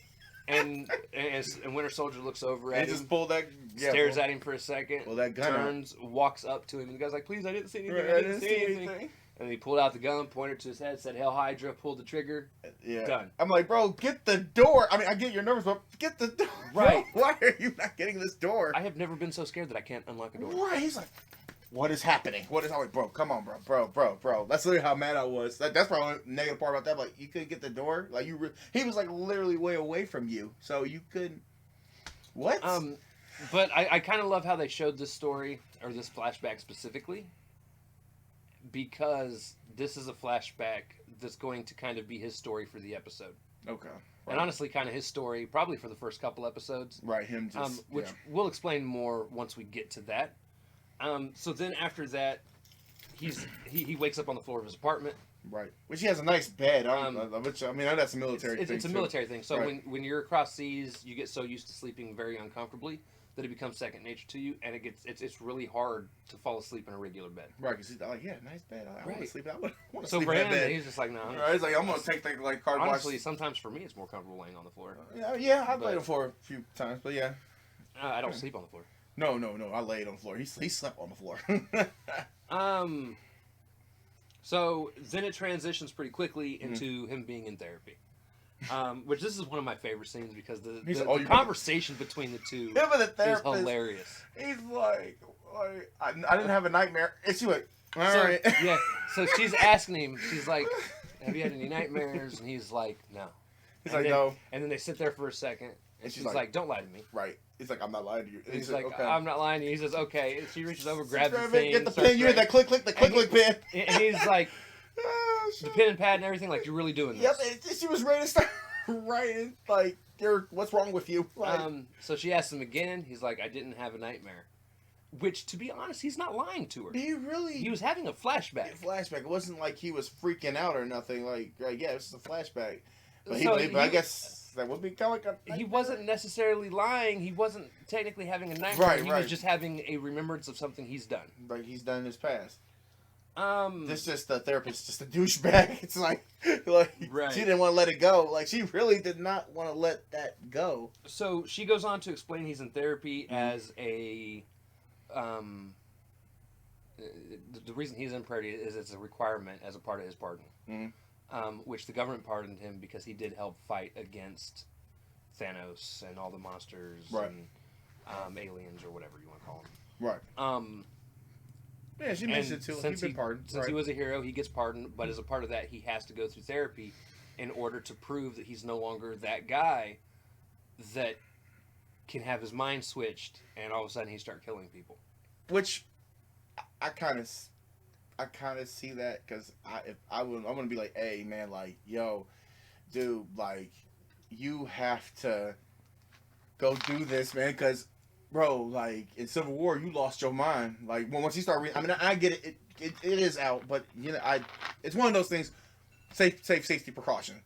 It's like safety precaution. It's like go do this, not for whatever, just do it for me. Come on, or do it for yourself. Like you know, you want to make sure it's not in your head still. So right. So I like that scene. Like I don't know, did you like that scene too, right? Like did you like that as well, or which one? The therapy one. Like, yeah, we're still talking about it. Oh, okay. No, I didn't know if you were like that had like any like negative thoughts or anything on it. Okay, cool. Because like, I'm like, bro. If I do, I'll share it. Oh, all right, cool. I got you. And of course, she thinks he's lying about everything. Right, just just liar. Like, God, Lord, lady, what's wrong with this woman? So, this is also where he says that he's still working on making amends with people, which is where he pulls out this little notebook that he's got all these names written in. Now, if you notice, him and Cap, Steve Rogers, are very similar in a lot of things. Right. Other than just both being 109 years old. 106, I'm sorry. I think it was 106. I know it was up there. So, Cap, if you remember, back when he was learning new things, he had a little notebook. Yeah, he had a little. He would write in. Little notes of writes, yep. Music and everything, like, yep, right to the T. Yep. Right, so Bucky's doing the same thing. Right. He's got his little notebook. Right. Did she want to see that? I think, yeah, he did. No, it was the phone. It was the phone. Oh, the phone. Okay. Yeah, so, yeah. So, this is where they start to show a scene where he's doing other things. Right. Right. This scene was funny. And it was hilarious. And basically, he sees these two people talking in a car. Right. And the lady's like, if Senator so-and-so won't agree with you, just off him. Right. And the chick's name is Senator Atwood. She used to be with Hydra. Oh, okay. Oh, yeah. Yep.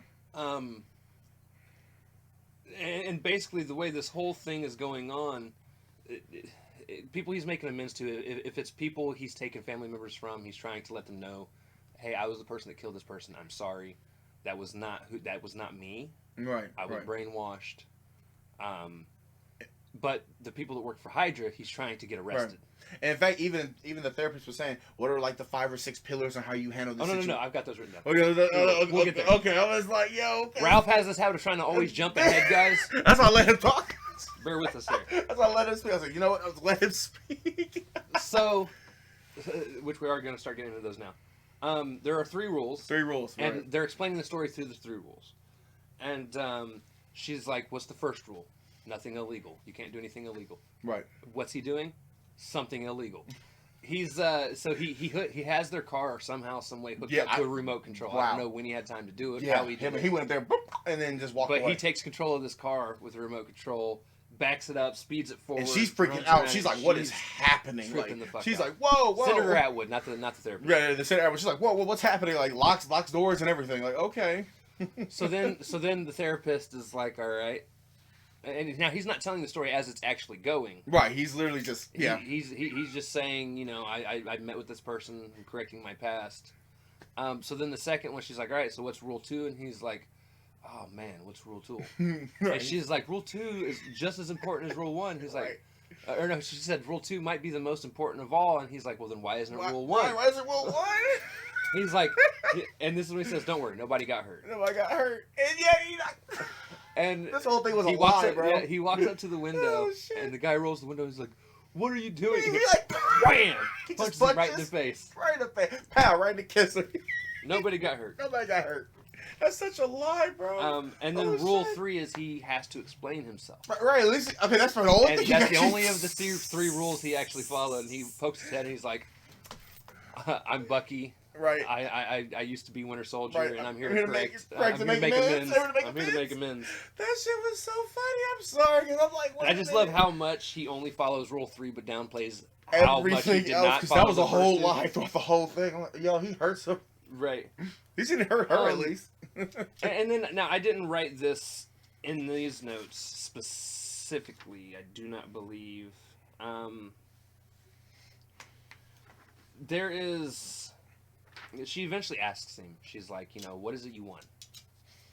Right. And he's like, I want peace. Yeah, he explains, you know, for 90 years, he went from one battle to the next, one assignment to the next. The only time he's found peace so far is the short time he was in Wakanda. Yeah, that was the only time. Wow. Right. That's crazy. Yeah, but yeah, that's all he wants is peace. And she goes, bullshit. Right, yo, she did say that, and then she started about to write. Like, she's about to write again. She was like, I've been a soldier. Or she's like, I'm good at what I do because I'm an ex-soldier. Yeah. Basically saying like, there's probably times she still feels like she wants to go out and battle. Right. Which I don't think, but I think it's different for him than it is for her. Right. Right. Right. She wasn't mind controlled. Right. Nope. Like, yeah, I'm sure had he stayed battling for America, like he signed up for, right, and did, you know, fought the battles, like, he might still always have that longing, but to know that you were not the one fighting and how much that ruined who you are. Right. Like, he probably legit just wanted peace. Like, I just want to get away from this shit. I want to live a normal life. But we all know heroes like that. Yeah, like, heroes don't get normal lives. Right. We learned that from Spider-Man. Hello. Right? Like, they don't get that life. No. I wish. Really enjoyed this scene though. Yeah, that whole it was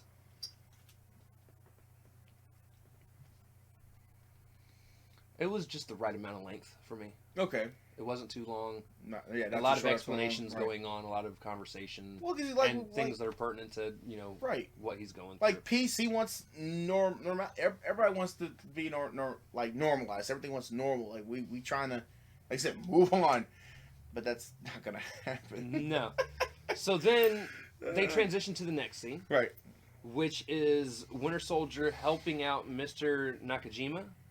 I think, yeah, Nakajima. Yeah, I wrote it down. Yeah, It's Nakajima. Nakajima, because the trash person. He said he put trash in my. He Yeah, put the put trash. in my thing. He put trash in my thing. He And said, yo, we're getting food, bro. Calm down. Winter Soldier walks up, diffuses the Right, situation. he's like, whoa, calm down. I hated the dude, by the way. He's like, my name's Unique. It's Yo, like what Monique, the but with a fuck U to was make it more that? unique. He said And I'm Monique. like, ah, punch him in the face. Oh my Punch god! him With the in like, no, fucking not with the face. human arm, but with the With robot. the metal one. The And then throw him in the and dumpster. then say, "I'm here to make amends."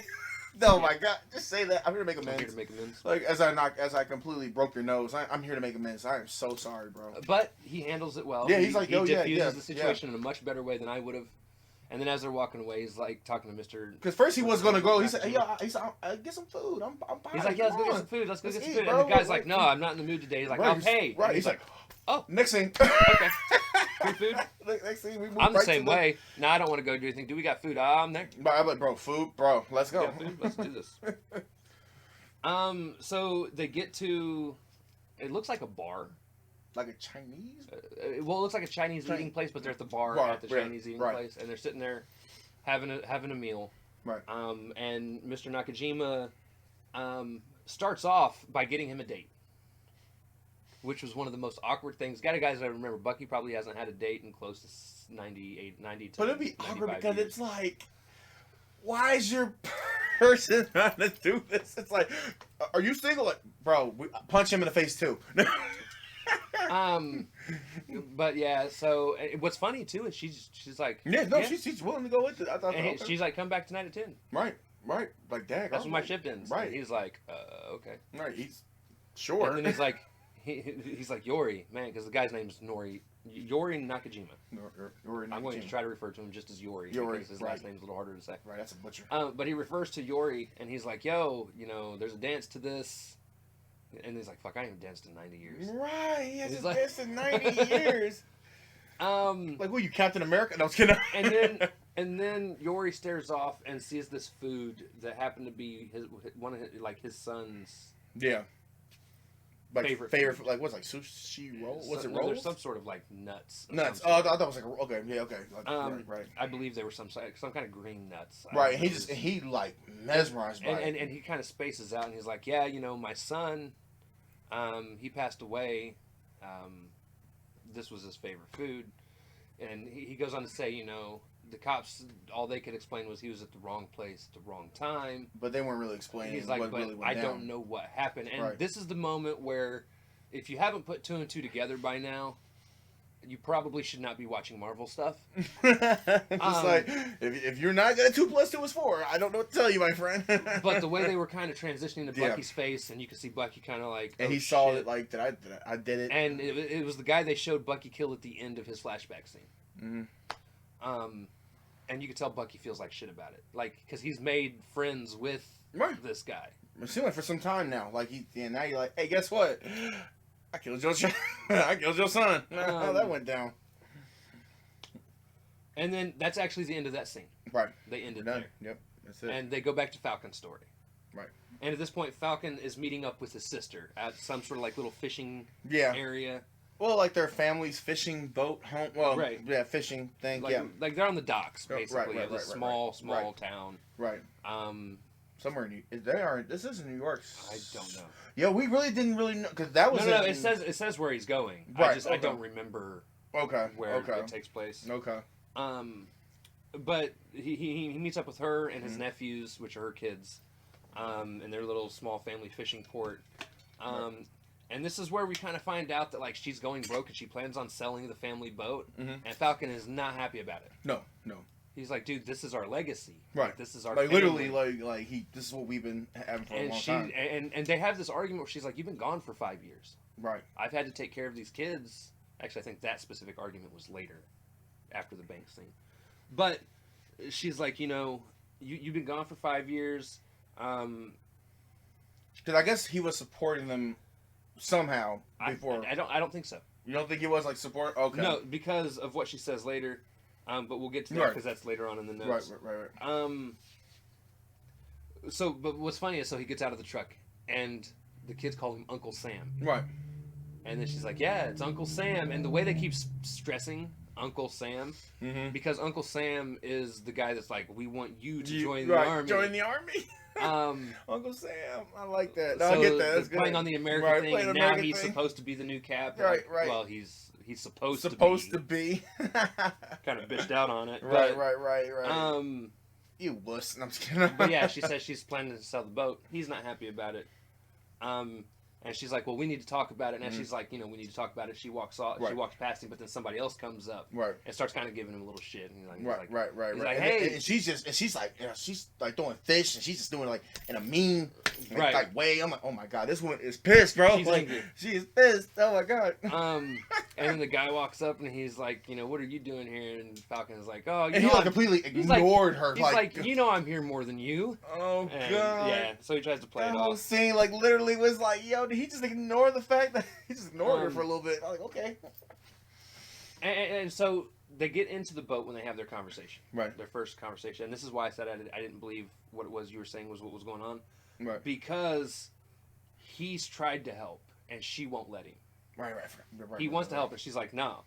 And then so that's when he kind of throws it in her face. He's like, it's you wouldn't be having these problems if you didn't take out those house loans. And she punches him for it. Yeah, he said, "Don't punch me again." Don't punch me again. Hey, I think that was the real Anthony Mackie came out. He said, "Don't punch me again." But she tries to explain to him like she's come to terms with it. It's not an easy choice. It's not like she wants to do this, but she's come to terms with it. She's agreed to do it, almost in the same way he came to terms with giving up the shield, even though he didn't really want to. So I feel like they're kind of playing on that parallel as well. Right. But yeah, so she's super pissed. But he eventually convinces her. He's like, hey, how about we try and take out these loans? I can, I'll put my name on it. That should be able to help you get through it. We can get this fishing boat fixed up. You can go do this with it. And just trying to make everything better so they can keep the boat and the house and all these other things. And then they transition back to Bucky. Oh yeah, this we jumping. Let's go. Bucky, this is where he returns back to that restaurant for that date. He bought flowers. He brought flowers, which is a very old-fashioned thing too. No, like, what? That's what he is, old-fashioned. Like she doesn't know how old he is. Right. And Ben doesn't believe him when he tells her. So. Really? No, like for real. She just laughs it off. Like, okay. So they're getting ready to play. Well, when he first gets there, they have a little conversation. She's like, "Well, how old are you?" And he's like, 106. She just laughs it off like, what? Like, no, he says over 100 years old. Over 100 years old. He doesn't say 106 at first. Right. He says, and she just laughs. She's like, ha ha ha. I'm like, full of it. No. And then things are kind of awkward for a little bit. And she's like, how about we play a board game? And he's like, all right, cool. So they break out Battleship. And I like Battleship. And they kind of almost have this cute exchange where she's like trying to read his mind. Right. And she's like, you don't do that. He's like, don't read my mind, dude. You don't want that. Right. And then, so she brings up Yori. Which was she honestly probably shouldn't have. Yeah. Things could have gone way better. But her bringing up Yori and explaining things like so his son being gone is hard on him. Right. Well, like, it's nice that he has a friend. I'm like, oh, dear. He's just making it worse. And at this point, Bucky just says, I gotta go. And he gets up and walks out. Yeah. No other conversation, and she's like Bucky, and like he will not stop. He walks out the. Well, I hope like we one day get back. No, I guess we probably will. No, we will.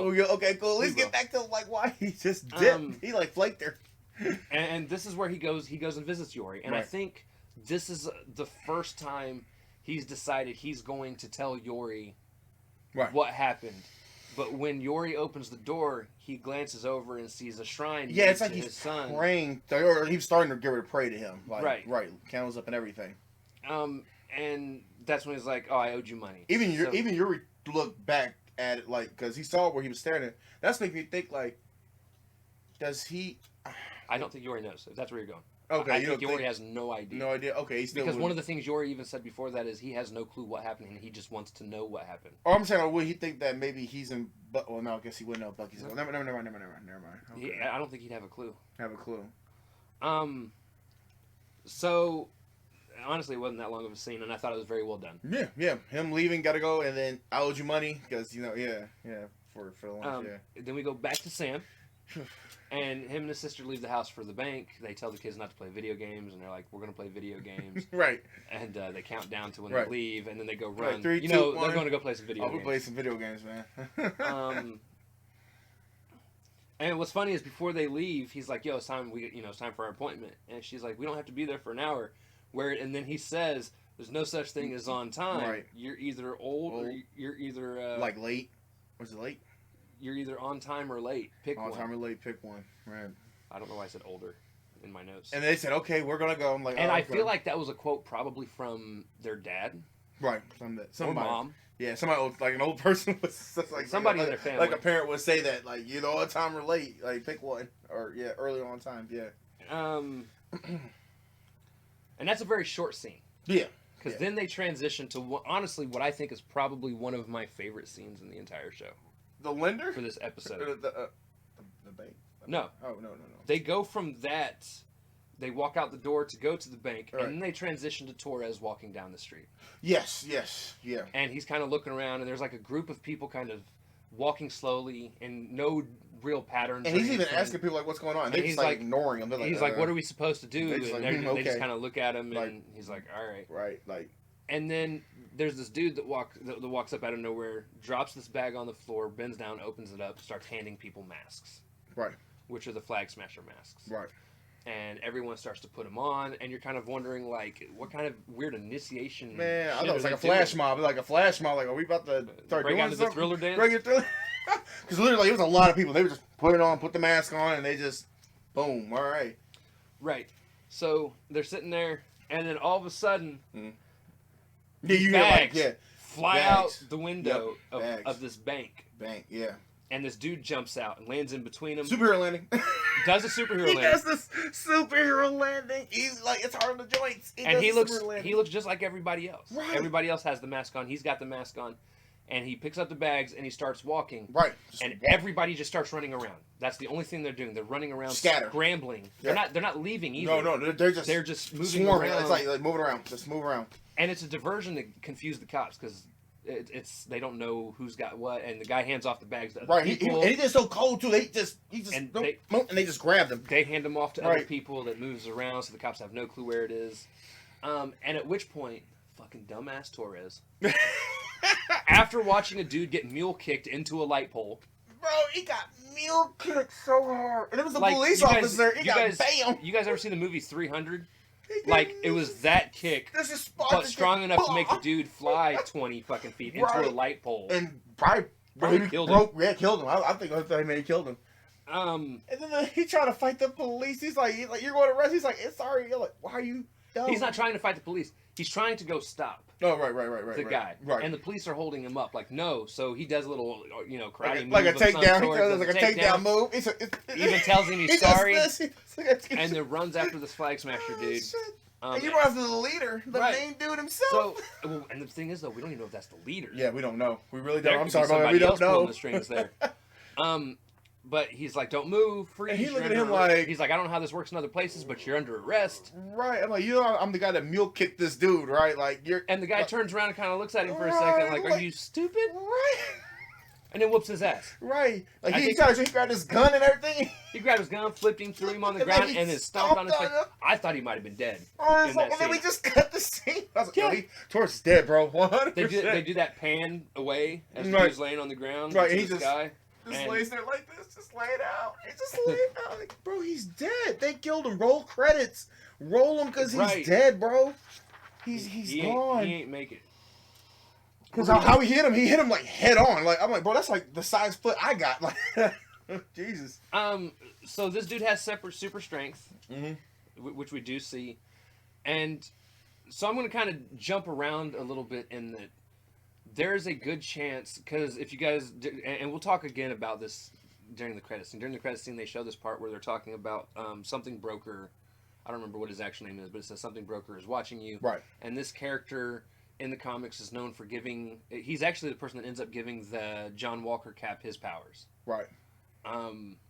But a lot of people, and well, me specifically, I haven't heard anybody else make this connection yet. Right. But I believe that guy is giving these guys their super strength. Right. Yeah. The only problem is that character has already been used in a Marvel thing before, and that was Jessica Jones. Right. There's a part where the cop dude, It was the chick that ended up becoming Hellcat. I don't Right. remember what her friend's name is. Right. But it's Jessica Jones' best friend. Right. Her, I guess, boyfriend, kind of, Right. at the time, was this cop that had originally been brainwashed by the dude that can. Because he was a he Marvel speaks things character, into and existence. like he was taking something to make him super strong as well. Yeah, the cop was. Yeah, the cop. Not her. Yeah, the cop. The cop was. Yeah. And it's actually the same person that gave him that is the same person that is the not the Killmonger, the broker dude. Broker. Yep. He actually shows up in the episode at some point to Right. come because cop dude got put in the hospital. Right. He wants to go back out and fight, and the dude gives him the serum he needs. Right. To basically make him stronger. Right. So I feel like this is yet again, just like WandaVision, another way to make everything else that's happened outside of direct MCU Right. worthless. Yeah. So Right. this kind of tells me, if this is true, Jessica Jones no longer matters. Right. Or even Daredevil or any of them. I mean, WandaVision done killed off Agents of S.H.I.E.L.D. Yeah. with Darkhold shit. Right. And now this is, and I wish they would stop doing that. Like, there's no reason why all this other shit shouldn't have been able to fit into this universe. It really could have. Like the first season, like even Daredevil, like was like during Avengers or something like, and then they just like I said, I think it's before, like they just trickled down. Now it's like now it's not here no more. Like okay, we're just not talking about it no more. That's cool. But no, I absolutely love this scene specifically. Just the introduction of the Flag Smashers. It's the first time you actually see them in the show. And they come in and that one dude wrecks a few people, and they all get away. Yeah, they get away. Literally all get away. He's only laid out. Torres is probably close to dead. Right. No, he's not close to dead. He only had I think he said it was a cracked orbital or something like that. Right. So then they transition into the next scene. Right. This is where Sam and his sister are at the bank, which I don't know what his sister's name is. Even rewatching the episode, I could not find a time where he actually called her by name that I recognized it. Oh yeah, he never did. Huh. That's weird. Huh. But then again, the second time I was watching it was at work, and I might have been busy doing something. Right. I don't know. But now this scene is probably the most infuriating scene. Yeah, I thought it was kind of I even think this is more infuriating than the Captain America reveal at the end. Right. It was kind of distasteful, just a little bit, because it's supposed to be. Right. So they go to this bank and they meet this dude, and he's the lone guy.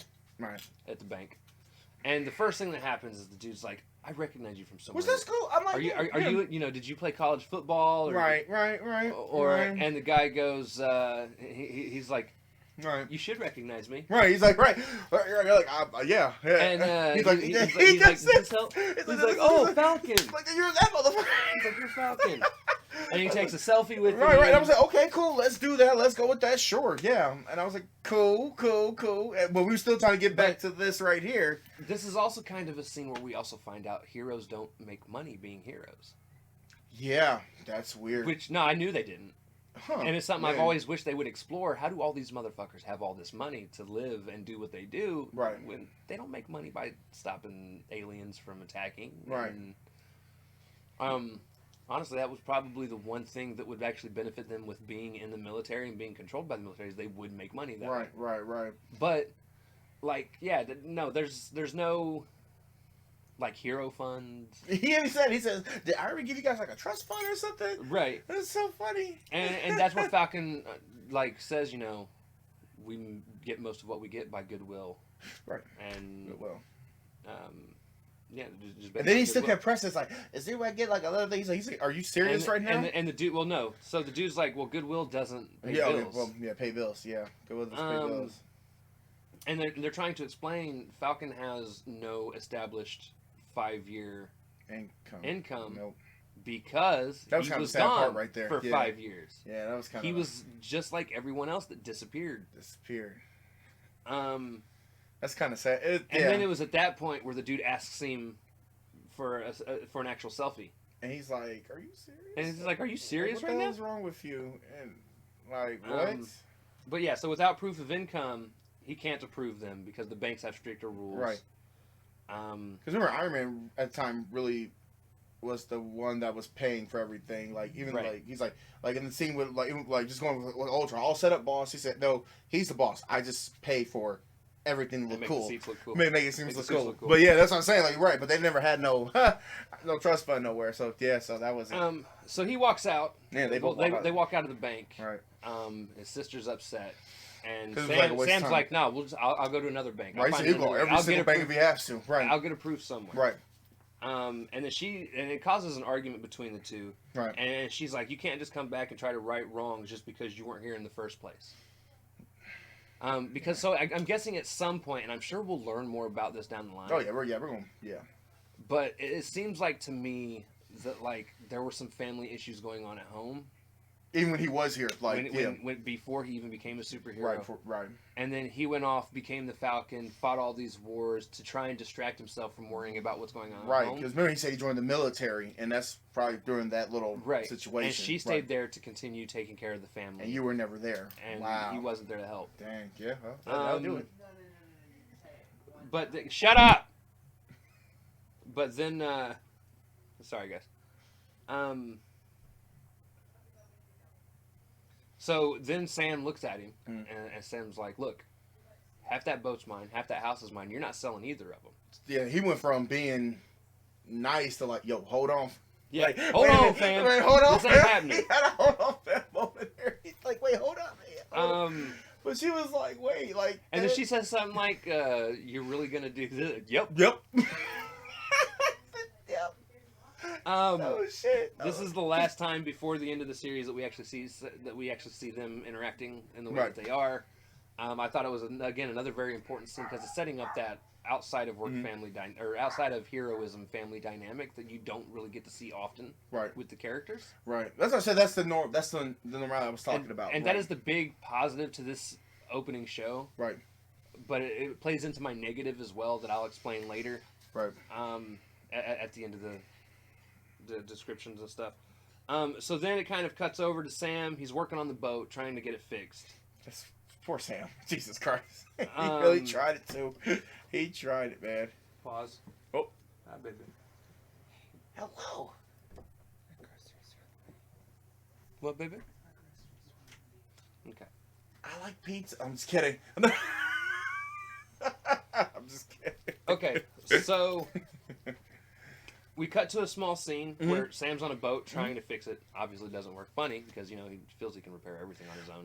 Right. Like, this whole scene was kind of...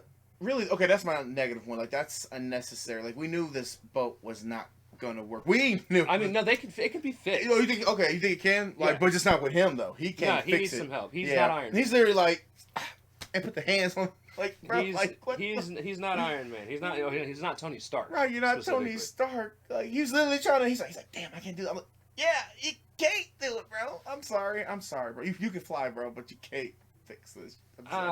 And I almost wonder if this is going to play into anything because he keeps trying to do things on his own, and I wonder if this isn't going to play into when Bucky's there to help him. He might be able to. He might be like, "Nah, I can do this. This is mine," and then get his ass whooped.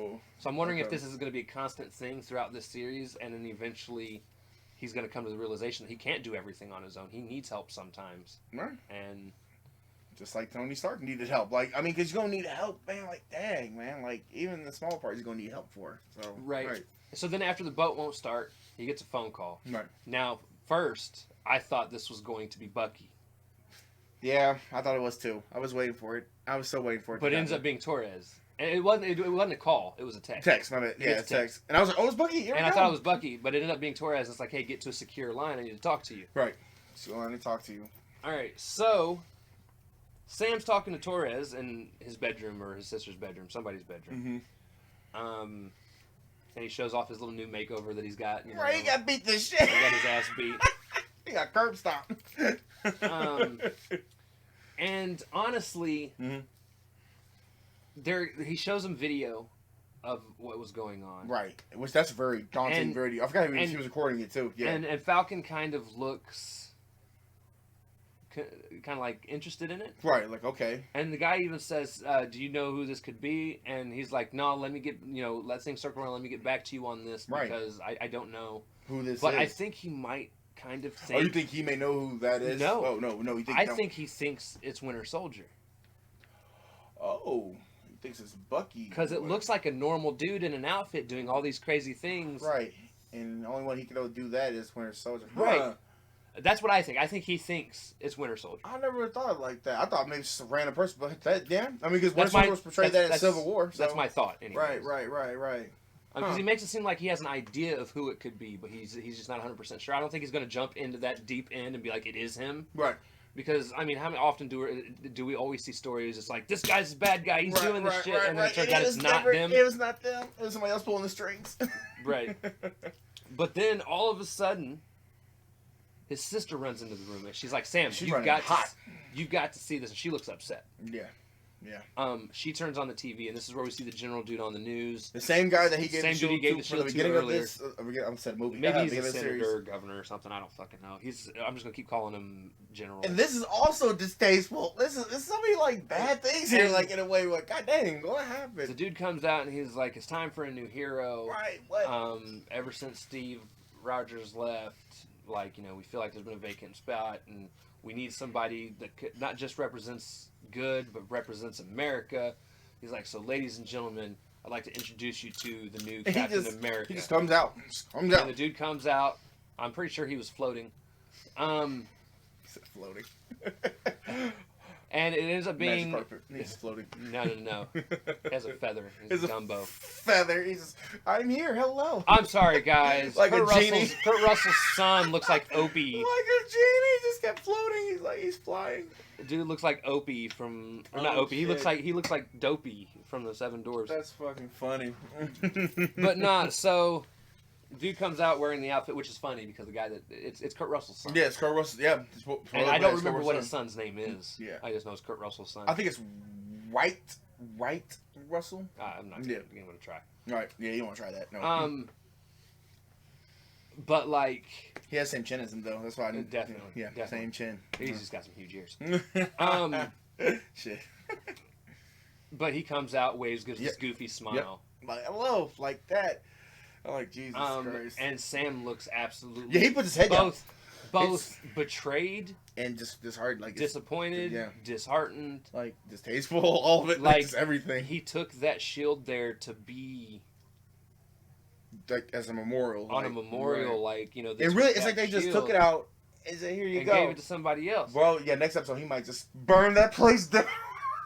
Like, what did y'all do? Y'all had one job. And that's how the scene ended. And that's another scene that, like, it leaves you almost with a bad taste in your mouth. Right. Like, what the is this? But it's supposed to. Yeah, it's supposed to. Because you're supposed to be feeling what he's feeling. And that's what I love. That's how Marvel does that, really, or MCU in general does that, where you're supposed to feel what he's feeling. Like, yes. Right. Like, yes, this is bad. Wow. And then the credits kick on. Yeah, right there. Now, here's some cool things about the credits, though. The credits actually have little tidbits of what could be the story, parts of what could be the story being told. Right. So the first thing is there's a post-credit clip somewhere that says forces from neighboring Mandapore have, and then it kind of gets cut off because of the paper tear. Right. And then underneath it, it says committing human rights violations. Right. Mandapore has huge mutant ties. Yes, it does. Wolverine, Sabretooth, Mystique have all had things that have gone on in Mandapore in the comics. Right. So I think that is that place that they were referencing that they could be visiting that was an ex-Fox property. Right. I think it's Mandapore. Right. And I actually think that's where the Flag Smashers base is. To be honest. Mandapore? Okay. Yeah. Somewhere you just can't find them. Like they're hidden in that. Okay. No, plus, it makes sense with human rights violations and things like that. Like if it's being ran by somebody that's bad, say a Baron Zemo that is supposed to be in the series or something like that. We haven't seen him yet either. That's gonna be interesting. I could see that being a thing. And this could be our first intro into mutants. If there's any that do show up, this could be our first intro into mutants being in the MCU. Since everybody got mad at Ralph Boner.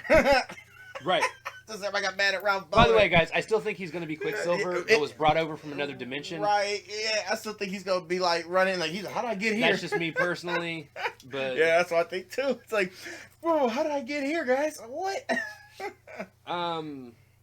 And then there's another scene that shows the words, "This is it, power broker watching you," which that is the guy that we were talking about with the vials. It has the vial underneath as well. Right.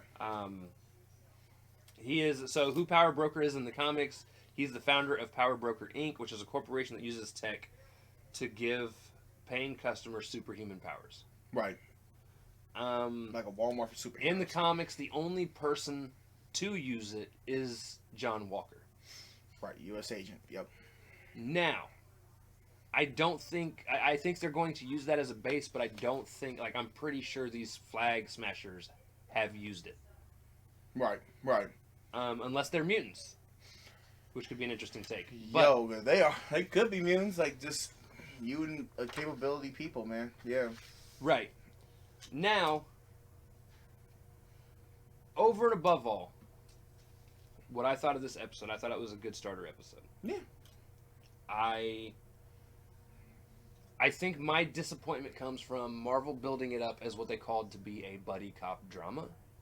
Right. And the buddy cops are obviously supposed to be Falcon and Winter Soldier.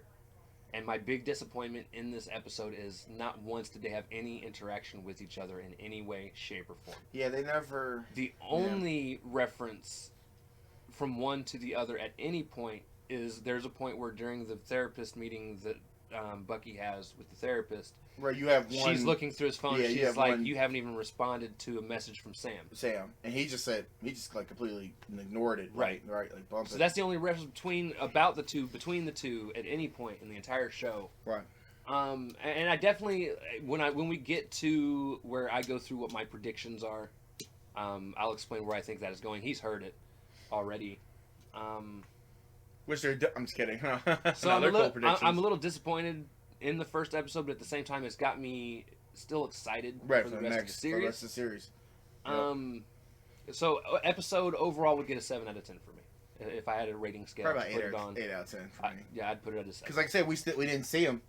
It would have got probably like a 9 out of 10, but we didn't even see him. They were not there. I think it takes a little more of a hit for me because that's what I expect this whole series to be. Right. It's supposed to be. It really should. Yeah. The dynamic between the two is what I look for. Right. But yeah. So. Predictions. We're with predictions, ladies and gentlemen. All right. I don't even know if I necessarily need this. Right. We're really just going off the cuff, really. I'm going to be breaking down this prediction in the way that I broke it down to them the other night. Okay. So here's what I think is going to happen. Mm-hmm. I think if you're looking at the story of Falcon, or actually, so this is, let me break it down a little before that. What I think is going to happen, I think the new Captain America is going to get kidnapped by the Flag Smashers. I think it's going to be a fight where I don't think this Cap has his powers, because if you think about it, it's somebody brand new to it. And chances are when he was fighting, he probably lost the shield because, again, Cap had the super strength, so he could throw something and it would bounce off of them back to him. He also had the accuracy. He had used it for so long and was able to accurately throw where he wanted it and knew how to bounce it off things to get it to where he needed it. That thing that doesn't obey the laws of physics. Right. John Walker does not have that. He probably don't hand that combat, but not as much as the throw the shield and no. Right. So chances are he probably threw the shield, fucked that up, gets captured. There's a reason why he loses the shield. Well, I think he's going to. Yeah, he's going to lose during the this shield. fight. Oh, But that's going to be bad. I think it's going to happen for a reason. Yeah. So, I think he's going to get kidnapped. Right. That means they're going to have somebody. The government's going to have to have somebody go rescue him, and I think they're going to choose Falcon to do it because Falcon is now working under, taking government contracts. Right. Which because first they weren't. Now he is now. And plus, he's going to have more of an invested interest in it because this dude is supposed to be the replacement of his best friend, and yeah, this is gonna. He might have a little bit of words this next episode. Right. On what's going on here? Wow. Yeah. So I think the government's going to send him, and again, I think it's going to be in Mandapore. Now, I do think he's going to go investigate the site first, where the fight happened, and I think he's going to find the shield there. Mm-hmm. So, and I think this is where you constantly see in the previews him and Bucky kind of tossing the shield back and forth, or somebody has it, and so I think that's going to happen. And then now this one's a little darker. I think that's Falcon's motivation for going to Mandapore. Mm-hmm. I think Bucky's motivation is far more tragic. And what I think is happening is they are playing very heavily on him trying to right his wrongs with Yori. And I think one of two things are going to happen. I think either Yori, he's either going to tell Yori, and Yori's going to get super mad. Right. Or super upset. I won't necessarily, he might be mad at first, but I think it's going to be more shock and being upset. Right, he may just come to terms with it. And right. I think he's going to walk off and end up just like his son in the wrong place Wrong at time. the wrong and the flag time. smash just And I think the flag smashers are going to kill him. Yeah, that would be the reason why he will go after them. Yeah. And that would be enough for Bucky to want to chase after him. Although a more darker thing, which still plays on the same rules, just a little different. Mm-hmm. I would much rather see Yori die without being told, because then that keeps Bucky from being able to fulfill him trying to amend the situation, make amends. Dang, that would be like... That would be even more hurtful for him. And then we'll feel that as a viewer. Like, dang, you never got a chance to tell him. And that's going to make him want to go after the Flag Smashers even more. And I think this is where him and Falcon are going to meet up, is in Mandapore. As a matter of fact, I feel like in the same episode, it'll be the first time we see them together as that part where you saw in the previews. If you guys watched the trailer, there's a part where Bucky's like hanging on underneath the train. And right, and he's literally like trying to hang on. He's like, girl kicked your ass. So that little girl kicked your ass. It's like, oh, he's here too. I think that'll be the first time they're together. Now, as an overall arching thing, I definitely think... we know Baron Zemo's coming back. Yep, that might be triggering there too. And I think Baron Zemo is personally in charge of both the LAF and the Flag Smashers. Right.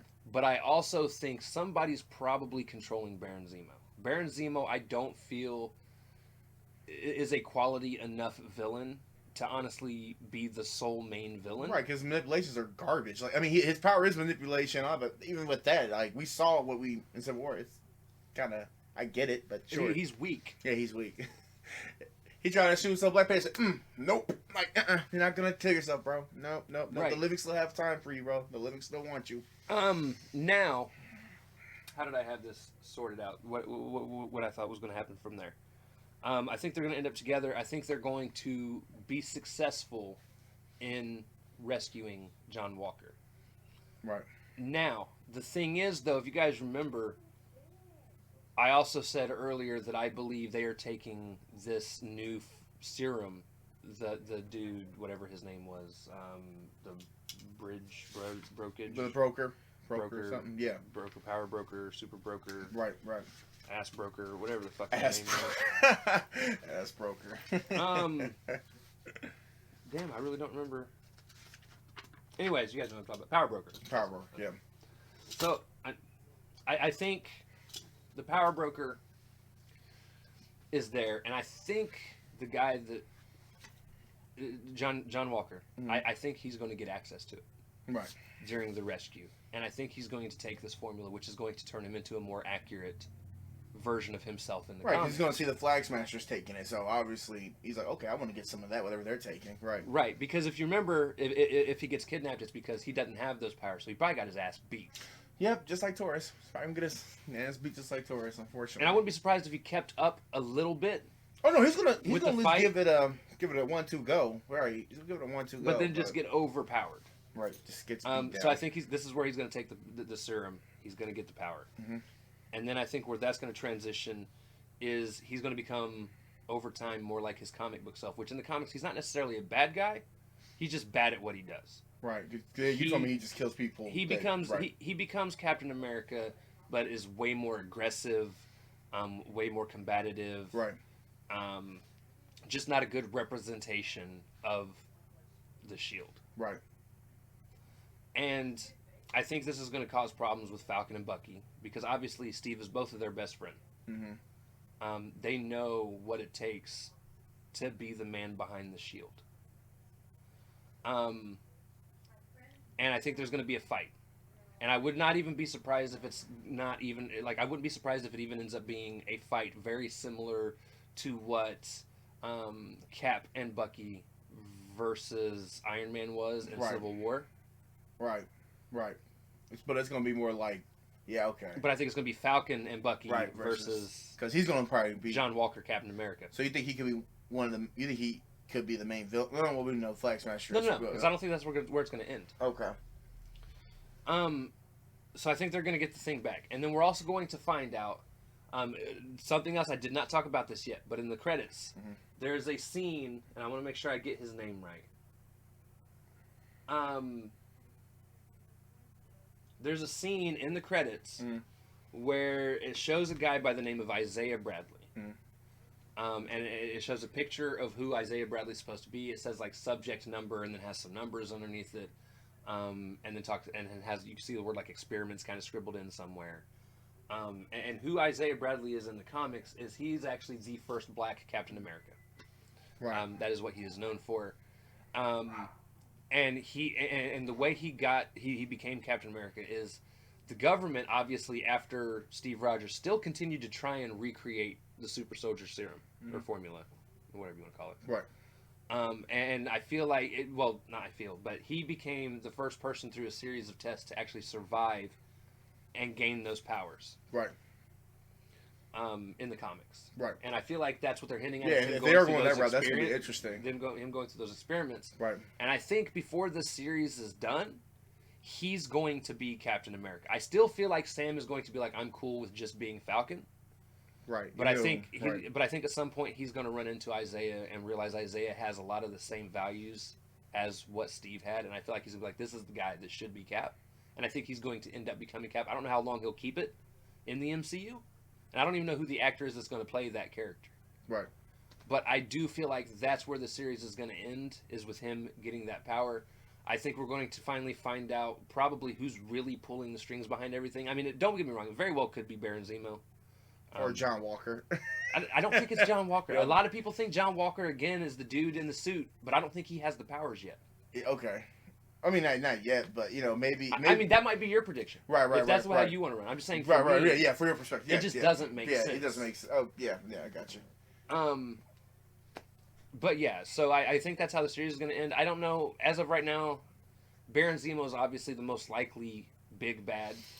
Right, because they keep showing them the trailers too. Right. I do think at some point he's going to try to use the words to bring...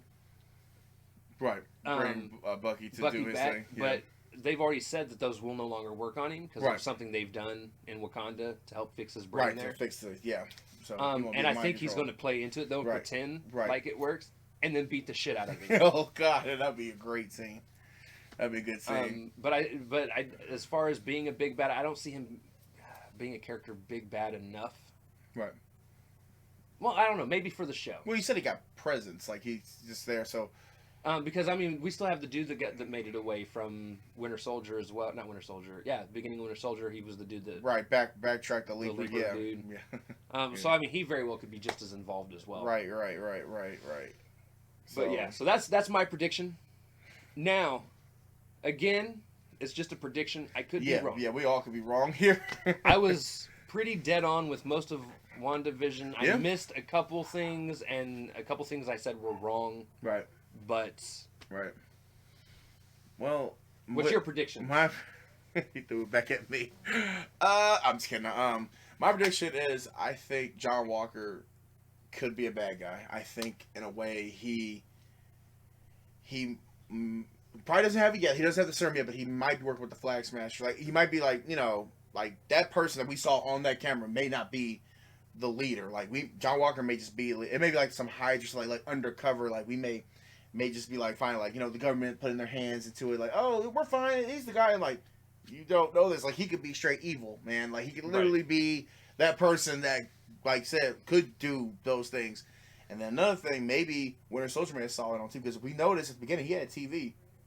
Maybe he was just flipping through channels and saw it, like what, like why is that there, like so maybe the next episode they both might be meeting up. Like I know, just saying, in that little place to meet there, but I think like they're gonna meet up in the government area.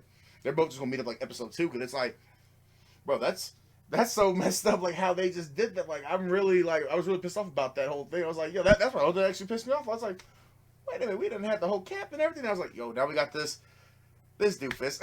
Right.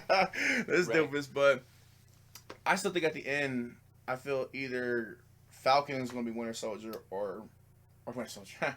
Falcon's going to be Cap or Winter Soldier's going to be Cap. But, you know, or it could be like new guy could be Cap. Like my speculation is still out there. I can't wait to see what episode 2 might bring. But as far as that's concerned, I just feel like usually when they bring somebody like this, it's like, okay. And maybe it might be Baron Zemo and John Walker working together.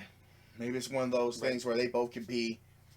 Because I'm trying not to really play on the evil part because in WandaVision I was semi-right. Not all right, because at the end she was not really the villain at the end. I was like, huh, interesting. Even though at episode 5 or 6, she's like, oh, she is the villain. I was like, yay, clap for me. No, I mean, she was the villain. She just wasn't the one that did everything. Everyone thought she was. Right. So it was like a little small snippet, like she was just more manipulating things. Right. And then in the end, like she really was just wondering why. What makes you take Wanda? But yeah, that was only my prediction. It's just like it just feels off. Like you got that off feeling. Like why now?